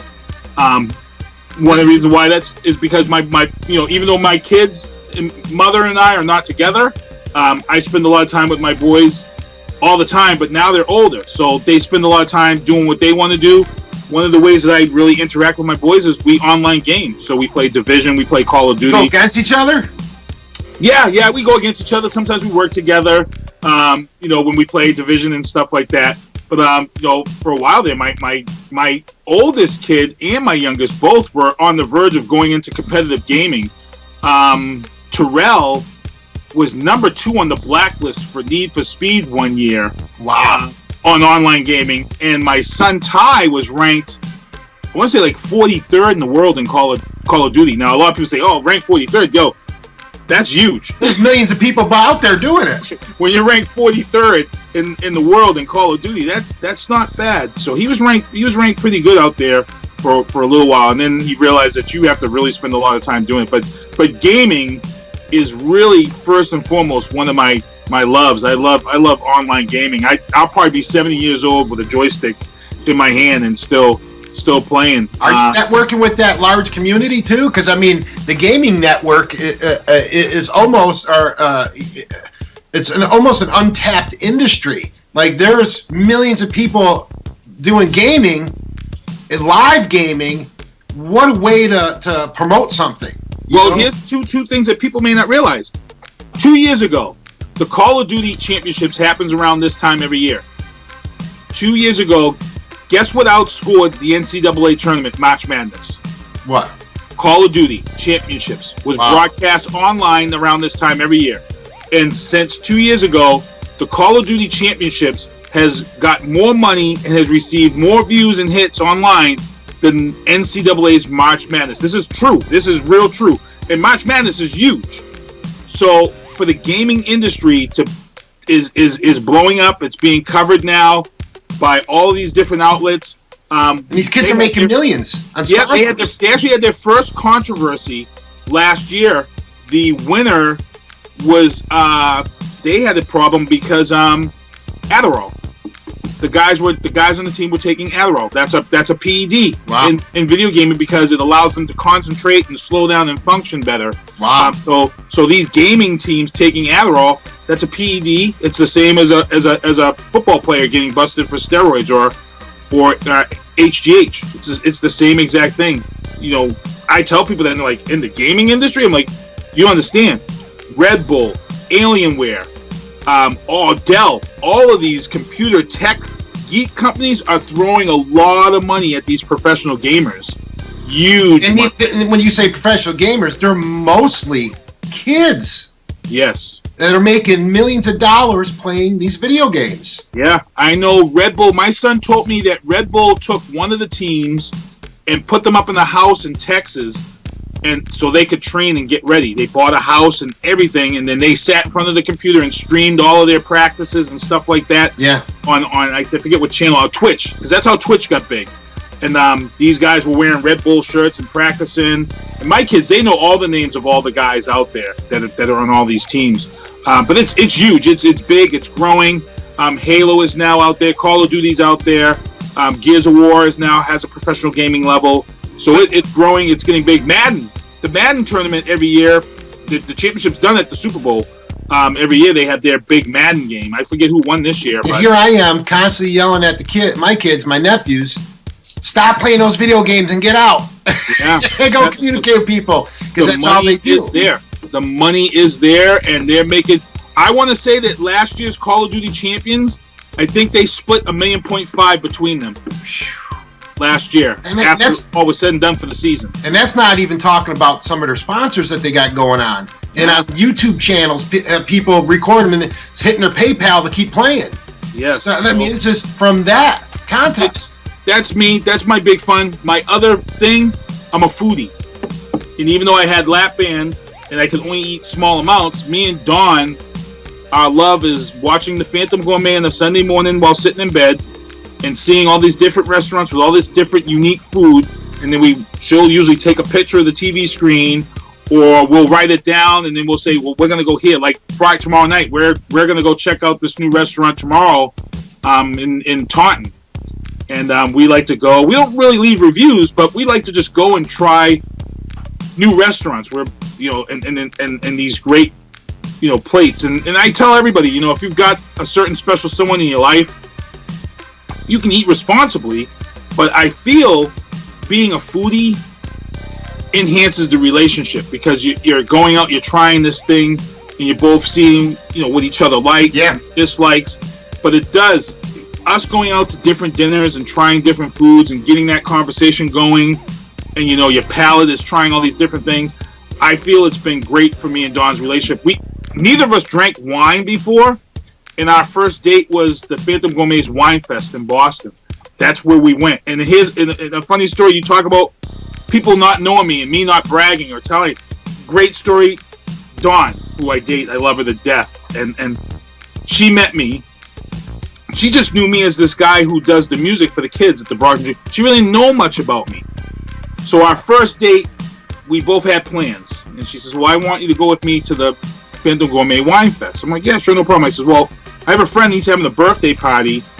You want to go with me to this birthday party? She's like, yeah, sure, no problem. I said, so she goes, well, how are we going to do this? I said, well, his event's at 10. She goes, well, that's kind of late for a birthday party. I said, yeah, don't worry, we'll have a good time.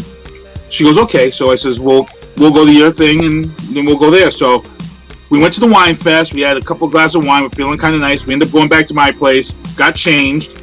We went to eat at this burrito restaurant, Cadesos or something like that. We ended up having some burritos, really light. And then we decided to go back to the club. So I took her to this club. So she's like, well, where are we going? And I says, I says, we got to go to this club. That's where my friend's birthday party is. So we're going to downtown Boston. We're in downtown Boston now. And a friend of mine, Theodore Green, he oversees a lot of the nightclubs in Boston. While he was hosting my friend John Doomsday Howard's birthday party this night, he's a fighter in the UFC. Yeah. So we get to the club, and Dawn's with me. She has no idea what's about to happen. We get to the club. I have sneakers on. So now the club guys are like, oh, dog, you can't come in here. You got sneakers on. Yo, you got to have shoes on. This. So Dawn, I'm pretty sure she was, at that time, she's like, oh, this kid's an idiot. He doesn't even know what kind of shoes they have on. So I told her, I said, don't worry. I says, we're early. I says, nobody's here yet. It was like, I don't know, it was like 8:30, maybe 9 o'clock. I said, we'll zip back to Brockton. I'll grab my shoes and we'll come right back. She goes, okay, no problem. And in her mind, she was probably like, oh my God, this guy's an idiot. Zip all the way home, get my shoes, come back to the club. I got shoes on. The security guys are there. They let me in. And, there's a line and stuff. We wait in line and stuff. I know the guy who's the promoter. So we get in there and Theodore comes out. Oh, Sinista1, what's up? Shaking my hand, this. He goes, I thought you were going to be here at this time. I'm like, yeah. I says, dude, we went to dinner. I says, I had sneakers on. The guys weren't going to let me in because I had sneakers on. He's like, what are you talking about? So he goes, you drove all the way back to Brockton? He goes, you didn't tell him you knew me? I would have had you in here. I'm like, dude, you know me. I don't throw my name out there like that. I don't name toss. Because I could have easily said, oh, Theodore, he's this dude. Let me get in the club or whatever. I don't play that. I went home, got my shoes, came in. He's like, you should have told me. He goes, I would have had you in here. So now Dawn hearing this guy say this, I know she was probably like, oh damn, okay. We get in the club now. I walk in and Brian is there. Brian Pitcher, who's the photographer for CFX and stuff. Yes. He gets hired for all these events in Boston, and he's always taking pictures for all these events. So we get in there. Dawn's with me. She's on my arm. And usually I end up I don't ever show up to events with women. So she's the first girl I've really shown up to events too. We show up and now Brian's like, oh, Sinista1, hold on. Step over here. We got to get a picture in front of this. And Dawn was like, what the heck is all this about? So now she realizes, man, you know, this guy is actually somebody that's pretty liked. Yeah. John Doomsday comes over. Now it's all this. Pictures are flashing. You know, you got DJ Pup Dog from Jammin' 94.5 in the booth. He's shouting out people, shouting out my name and stuff. And, you know, they're coming over and they put us, then Theodore comes over and puts us in the VIP area. Oh, kill me a Sinista1, bring your girl with you, all doing this. And I'm like, she's probably going to run away from me at the end of the night. I was thinking the same thing. It's got to be tough dating you because everywhere you go, like you like going out to food, you got to bump into someone everywhere. Have you ever gone anywhere and somebody didn't come up to you, Sinister? My kids, my two boys, if you were to interview my two boys and you asked them this question and said, what's it like going out with your dad? They're going to look at each other with this look of disgust. And they're going to tell you they hate it because everywhere I go, I always run into somebody once or twice. Now, Dawn's pretty good. She's got a big family, Italian. They owned a restaurant back in the day in South Boston. So Dawn's pretty well known, too. Her family owned the fish. So Dawn's 100% Italian? Yeah. I didn't know that. She's Italian. They owned the fish. Her family owned the fish pier in South Boston on Broadway. Wow. For the longest time. So a lot of people know her and her family because of the fish pier. Well, let me ask you this, then. Because I'm 100% Italian, okay? Mm-hmm. How on Antonelli's her last name? I didn't know her last name. I just always known her as Morning Sun or Dawn. Yeah. Let me ask this: then, coming in to an Italian family, you being a black guy, right? Mm-hmm. How was it? How did the Italian family receive you? Like, when you came in, were they like, "Man, our daughter's dating a black guy. This is crazy." Like, how did it go? Look, she had a lot of people. She told me she didn't hold no bones. She told me right off the bat, you know, that there's some people that aren't going to agree with it. And we were dating, and she actually went to a birthday party, and she said to me, I'm going to go by myself because I'm not sure how you're going to be received. And then she called me from that birthday party. She's like, oh, my God. I'm like, what? She's like, everybody was asking about you and where you were at. She goes, I can't believe it. I'm like, huh? Everybody was asking. Now, she has a cousin that she had told me about, and you know, I finally met her cousin, and me and him, we're on Facebook back and forth all the time, and you know what? He's mad cool with me on Facebook, and you know, I'm like, I love this dude to death. He's a funny kid, you know, and I've been over their house for birthday parties and everything, so I've been received pretty well in her family. Now, if I were you, the first time I would have went over there like wearing some real hood stuff, man. Well, you know what? I think it has to do. There's a lot that has to do with her past and past relationships. Yeah. And everything I get is I've been the first real positive person in her life, right. And we've been together now we're heading into 3 years, and there comes a time where I have to start thinking about this and start saying, this is serious. Our kids are together. Between the two of us, we have 6 kids, and I have to seriously step up. I mean, her oldest and her middle daughter, are like, pretty much consider me kind of like a dad figure. Yeah. And it becomes the point where I might have to step up and say, yep, it's time. It's that time. It's that time, and I've always been a guy that I had wrote marriage off because I've seen so many people get divorced. Well, and you've been married before. You've been down that road. No, never. You were never married. You just had kids. No, never. I had kids with them, but I never got married to their mother. But we do have two beautiful kids together. Well, let me ask you this: have you ever, and I'm leading up to something, have you ever dated a white woman before Dawn? Oh, I've never dated a black woman. I dated a Cape Verdean girl, because you can't call Cape Verdeans black because they'll lose their minds. I never dated a black girl. And it's funny because when me and Dawn go out, there's always that black hate. Yeah. Black women lose their mind when they see me coming to a club with Dawn. Yeah. Like, we were at Silk last week. Oh, man. So let me ask you this then. There was a lot of this going on, Mike. Yeah, we got a lot of that. Well, let me ask you this then, because you've dated white women when you were younger, and now you're older. Is there a difference of how people see you with a white chick now compared to how they looked at you with a white chick back then? Yeah. Oh, yeah. It's more acceptable now because of the internet and because of what we see on TV. It's more acceptable. So when me and Dawn go out, you see a few black girls hate because they know she's got a good black man on her arm. But it wasn't like it was years ago. Like when my first son was born in '96. And me and his mother were in Mansfield, she almost got into a fight because some woman looked into our baby carriage. She didn't see me with him, and the woman looked in and she goes, "Oh, too bad he's mixed." And my girl at that time was about to lose her mind. Wow. But a lot of people didn't accept it, and a lot of people will ask me and say, "Well, Keith, why are you with white women all the time?" Or ask me why is that my preference? It's a funny story because back in the day when I was younger, I had two instances where I was at a party, family cookout, at a party, met some girl, dancing all up on the dance floor, blah, blah, blah. Go out into the kitchen area and stuff. My dad's out there. I'm holding her hand and stuff. And we go out and they're like, "Oh, you met your cousin. This is your cousin." I'm like, "What? Oh, man." So I was like, "You got to be kidding me." So that happened. 3 years later, I'm somewhere at a nightclub. I'm out and about. Meet this chick. I'm straight talking to her. I have this strange feeling that I just want to keep it simple. I bought her a drink, had some talk, exchanged numbers. She wanted me to come back to her place and chill, but I had a weird feeling talking to her. Go home, talking to my dad. I'm like, "Yeah, I met this chick at this club, such and such and such." I said, "I just felt weird. What's your name?" "Oh, this. He goes, "Oh, that's your second cousin." And I'm like, "Man."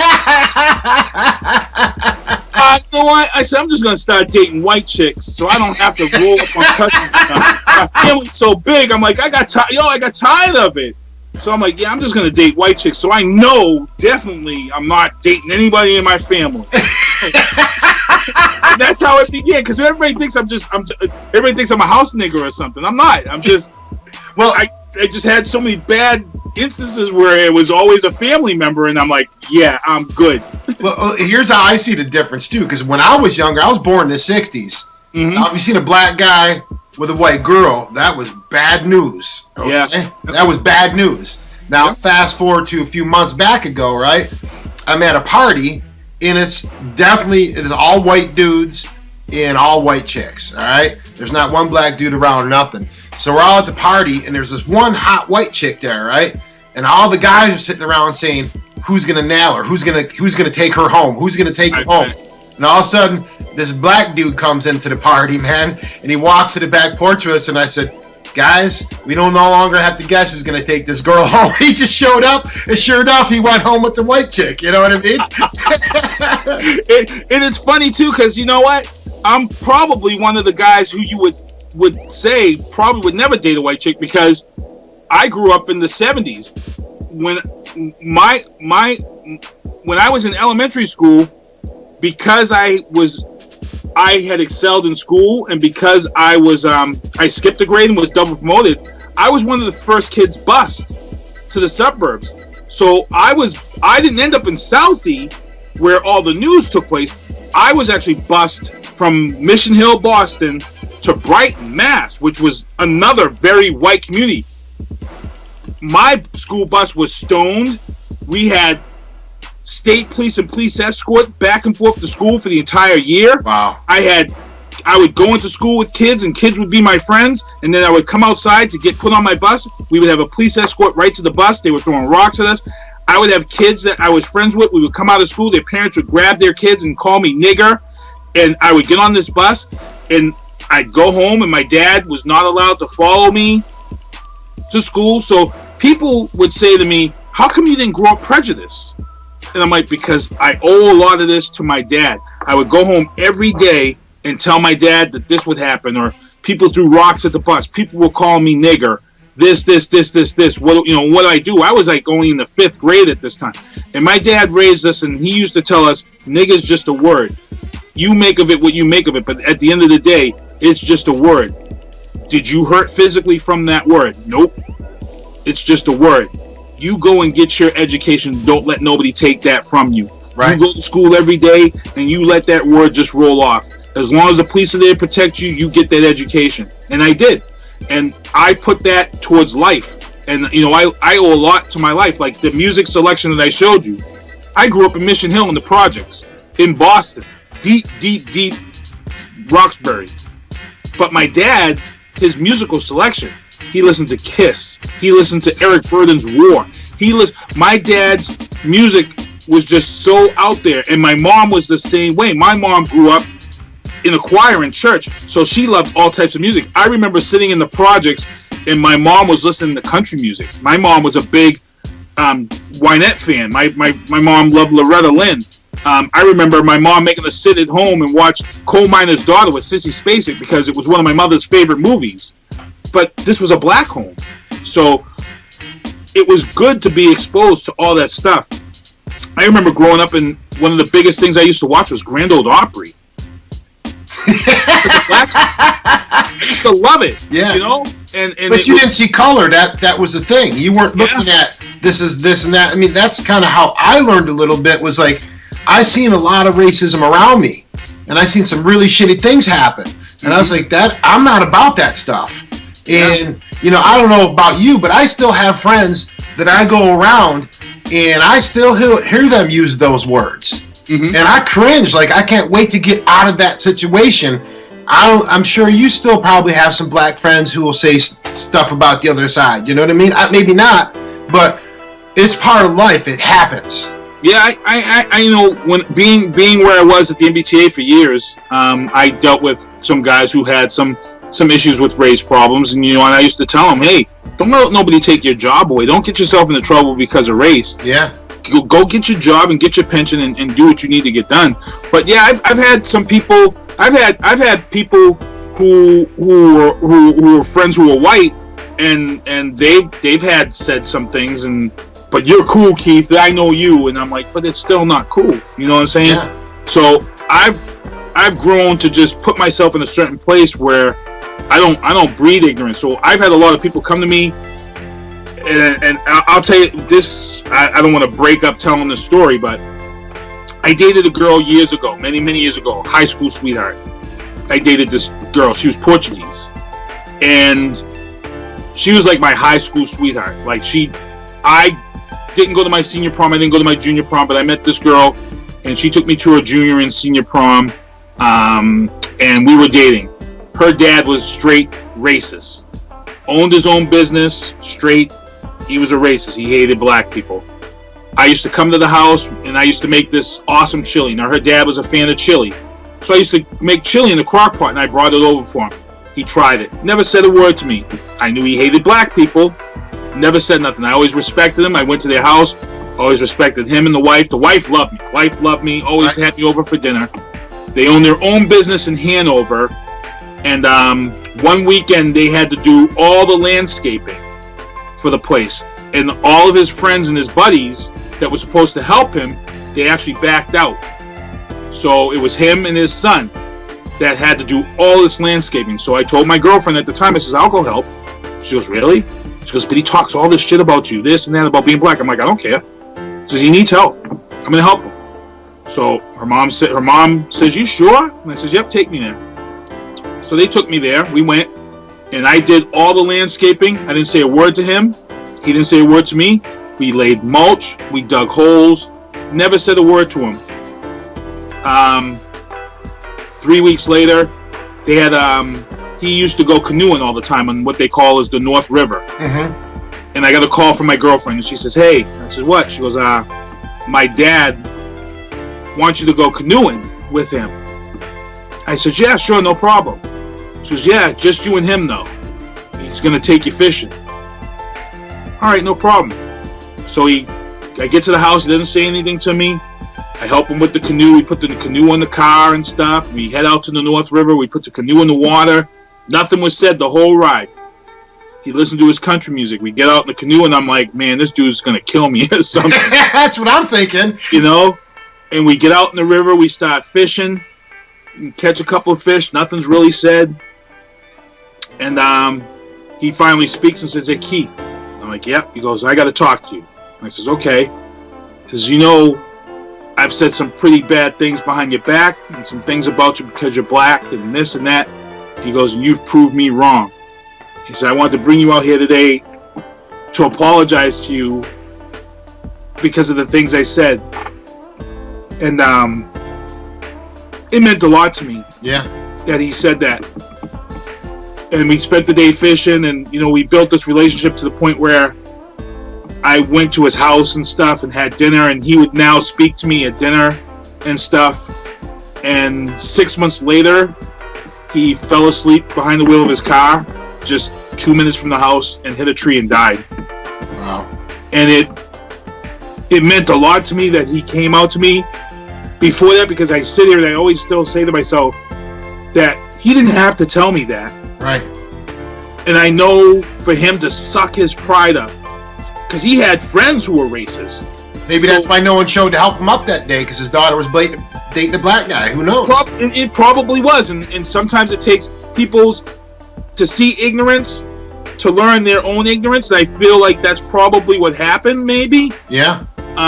But the fact is that I know for him to take me out somewhere and then to open up to me and tell me that and then accept me, I know it meant a lot to me till this day. Yeah. Wow. And there's not a day that goes by, a year that goes by where I don't drive by that area where he crashed and died, that I say to myself, man, you know, this dude really made an impact in my life. Because I could have easily have said, you know, I'm gonna let this white guy do all the work himself and laugh about it. Yeah, you could have lashed out on him. You could have done all kinds of things. You could have been negative towards white people from that point on.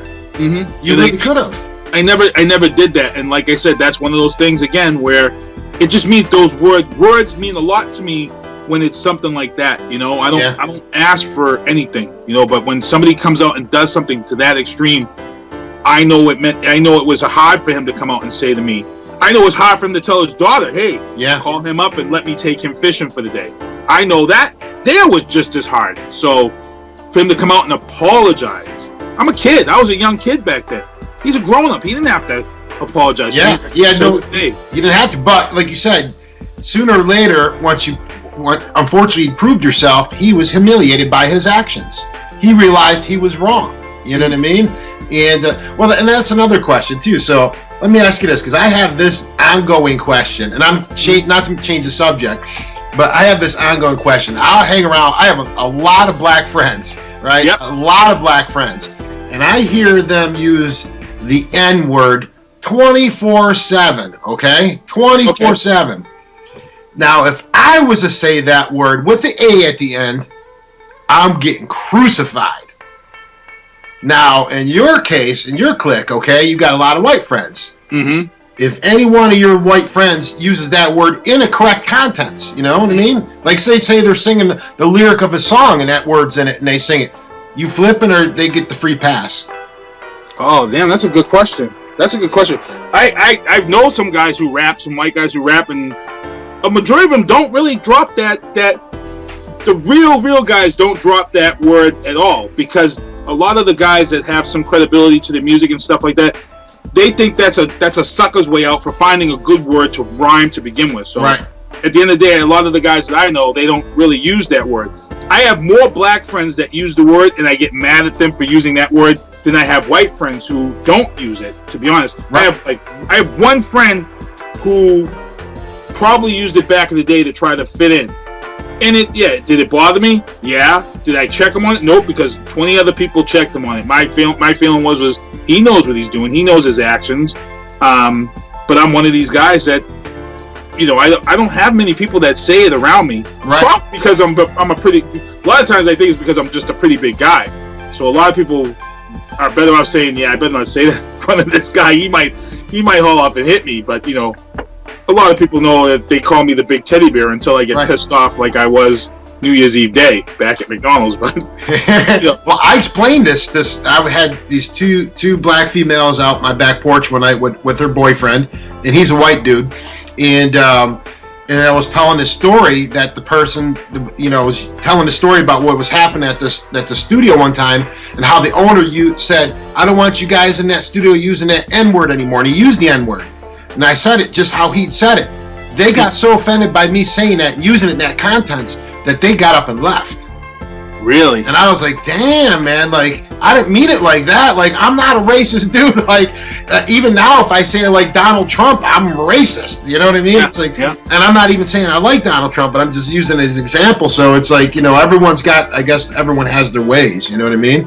Well, it's funny that you say that because, like I said, I remember when Jazzy was on Oprah or something, and, they were talking about, using that word to take the power away from the word.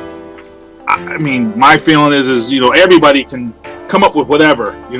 Like I said, I grew up at a time when it was bad, and like I said, I was bused to school. Yeah. So I really saw hate first example. Like I said, I remember the windshield and the sides of the windows of the bus getting broken by rocks as we drove through Brighton, and people were calling us nigger and go back home monkeys and holding signs and a police escort every morning to school while I was in the 5th grade. Like I said, everybody would say, how is this guy not a friggin' racist going through that? And like I said, I owe it to my dad, but at the same time, it's ignorance, it's ugly, and maybe because I endured that, maybe there's a higher power that makes sure that I don't have these type of people around me in my life now. Sure.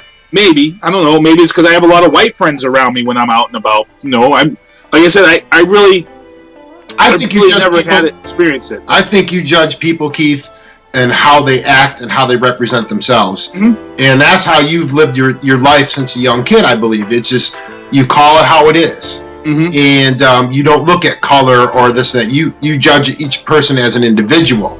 Well, it's funny. And, I know we're going to be wrapping up soon. And just to say, I'll tell you a quick story. New Year's Eve day, I was out with Dawn's kids. Ryan, he was 5 years old at the time. India, who's a beautiful girl, she's 13, and Haley, who was 7 going on 8 at that time. This was just this past New Year's Eve. I dropped the girls off so India could get her nails done at the nail salon. I said, I'm going to take Ryan with me, and we're going to go run this quick errand, and I'm going to meet you at McDonald's for lunch. So, this incident that happened, I've never had it happen before, ever. Now, people know me. I've fought. People know me. I don't like to fight. I had this incident where you're driving down the road and you know how you have a left lane, there's left turn only, and then you can go straight? I had 2 white guys in a van. They decided to go straight when the light turned green. And this guy almost proceeded to run me off the road, but I was still ahead of him because I'm in my truck. I'm driving my Hummer, and he almost runs us off the road. Now, during this time, he starts yelling at me. I could see the guy in my mirror. I just ignore him. We get to the first light. He stops and he comes out of the truck. He starts running the truck. He's yelling nigga this and nigga that. And it was the first time I've actually heard somebody yelling that to me in a long time. Yeah. And I'm like, man, so light turns green, I just go on. Now, Ryan, he's a white kid. Don's kids, he's in the back. He's wondering what the heck's going on. He's getting scared. We get to a second light. This guy tries to get out of his truck again. We drive probably, 8 more blocks. And during these 8 blocks, this guy's trying to confront me. We get to McDonald's. I pull in, and I don't see this guy no more. I thought he's gone. So I said, okay, I told Ryan we're going to meet the girls inside. We're going to have lunch. As we're heading inside, all of a sudden I hear this guy say, hey, nigga. I'm like, what is going on here? Is this your truck? So he's standing next to my Hummer, and he's got my wiper in his hand, and he's with this other white guy. He's like, is this your Hummer? I'm like, yeah. He goes, you fucking cut me off back there. I'm like, I didn't cut you off. Yeah, you fucking did, nigga. I'm going to handle this. I'm like, first of all, you were in the left-hand lane. I'm in the right lane. The left lane is for left turn only. I says, you should have took the left turn. I says, I'm sorry, sir. You're in the wrong. He says, fuck you, this. I should break the wiper off your truck. I says, look, don't mess with my truck. I says, you need to walk away. So now his friend comes over, and he sees me getting angry. And I'm like, look, I don't want any trouble. I says, I got my girlfriend's kid with me. Just walk away. I turn my back.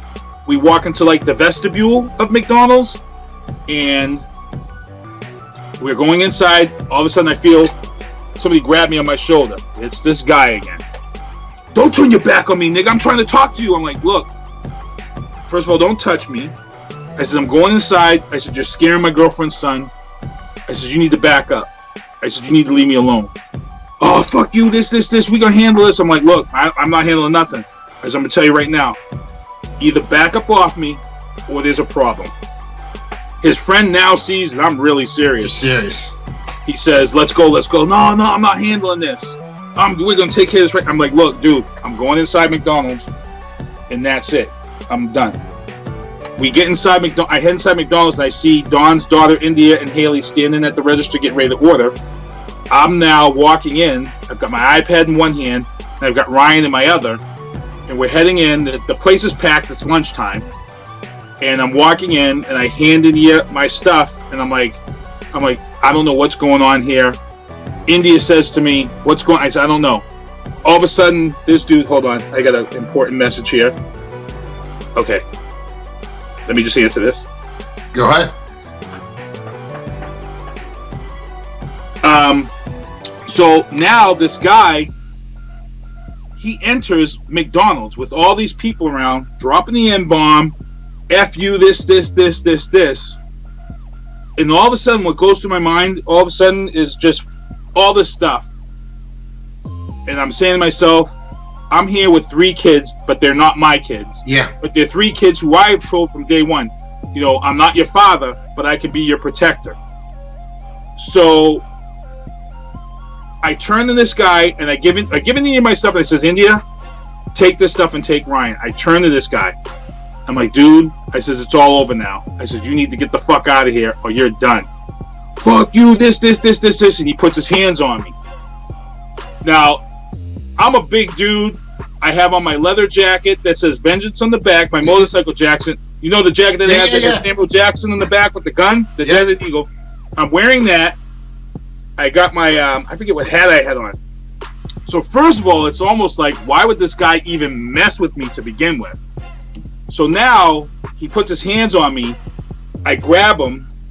I watch a lot of MMA. I mean, I know what I got to do. I grab him, pull his hands off of me, and shove him. He falls back into the glass of the vestibule door. I tell him, if you know what's good for you, you got to get away. Leave me the fuck alone.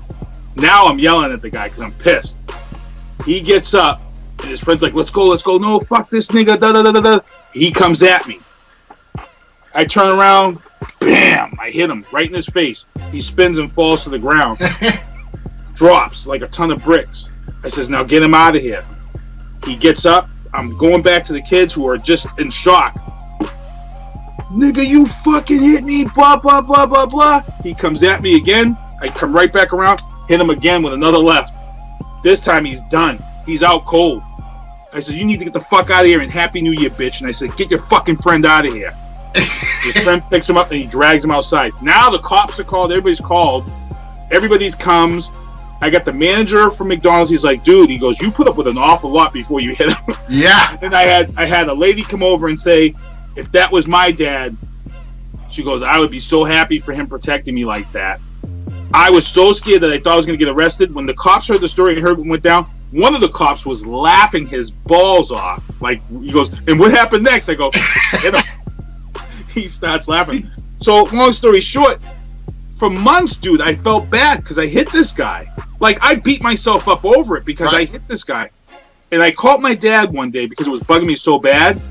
Told him the story. My dad's like, Keith, he goes, he invaded your private space.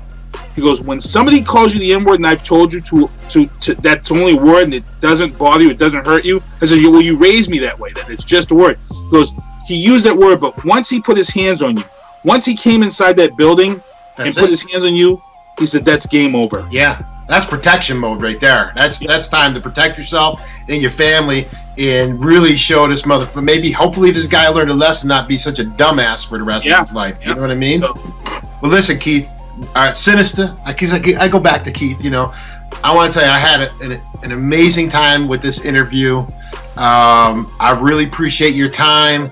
Like I said, I love this concept that I can now go from my home to your home, or my home to anyone's home, and interview people that normally, you know, don't get interviewed. Or I just love the behind scenes of what we're capable of doing nowadays with technology.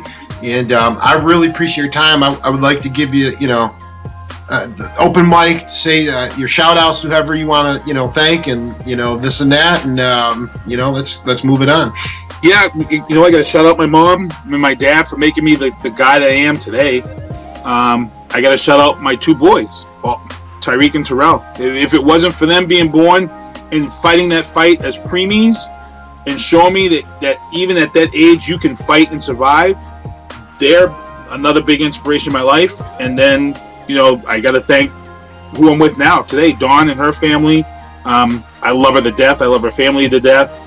And I'm really looking forward to what the future brings. And guys, just make sure you tune in to hoobazoo.com on Tuesday nights for the booth from 7 to 8, followed by Drafting the Circuits from 8 to 9, and then Steve's Video Store, which I produce on Sunday nights from 7 to 9. And other than that, Brockton Junior Boxers football, Pop Warner, that's beginning up in the next few months. I'm not sure if India's going back to cheerleading yet, but yeah, keep doing things, and don't forget,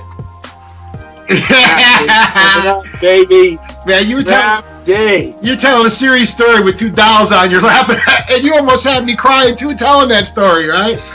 But you know, and that's, you know, we could go on for a couple more hours because I didn't even get into all the shows you produce and stuff. But check out Keith Sinista1 at hoobazoo.com every Tuesday night from, what is it, 7 to 8 Eastern Standard Time? 7 to 8, and then I produce Drafting the Circuits from 8 to 9, which is the NASCAR race show. Yeah, and I want to really thank you for your time, and I also want to shout out Lofi, who's been supplying us with a lot of the beats in the background, Joe Burkata, you know, your friends' bands there. We're going to take you out, but and another thing, I almost forgot.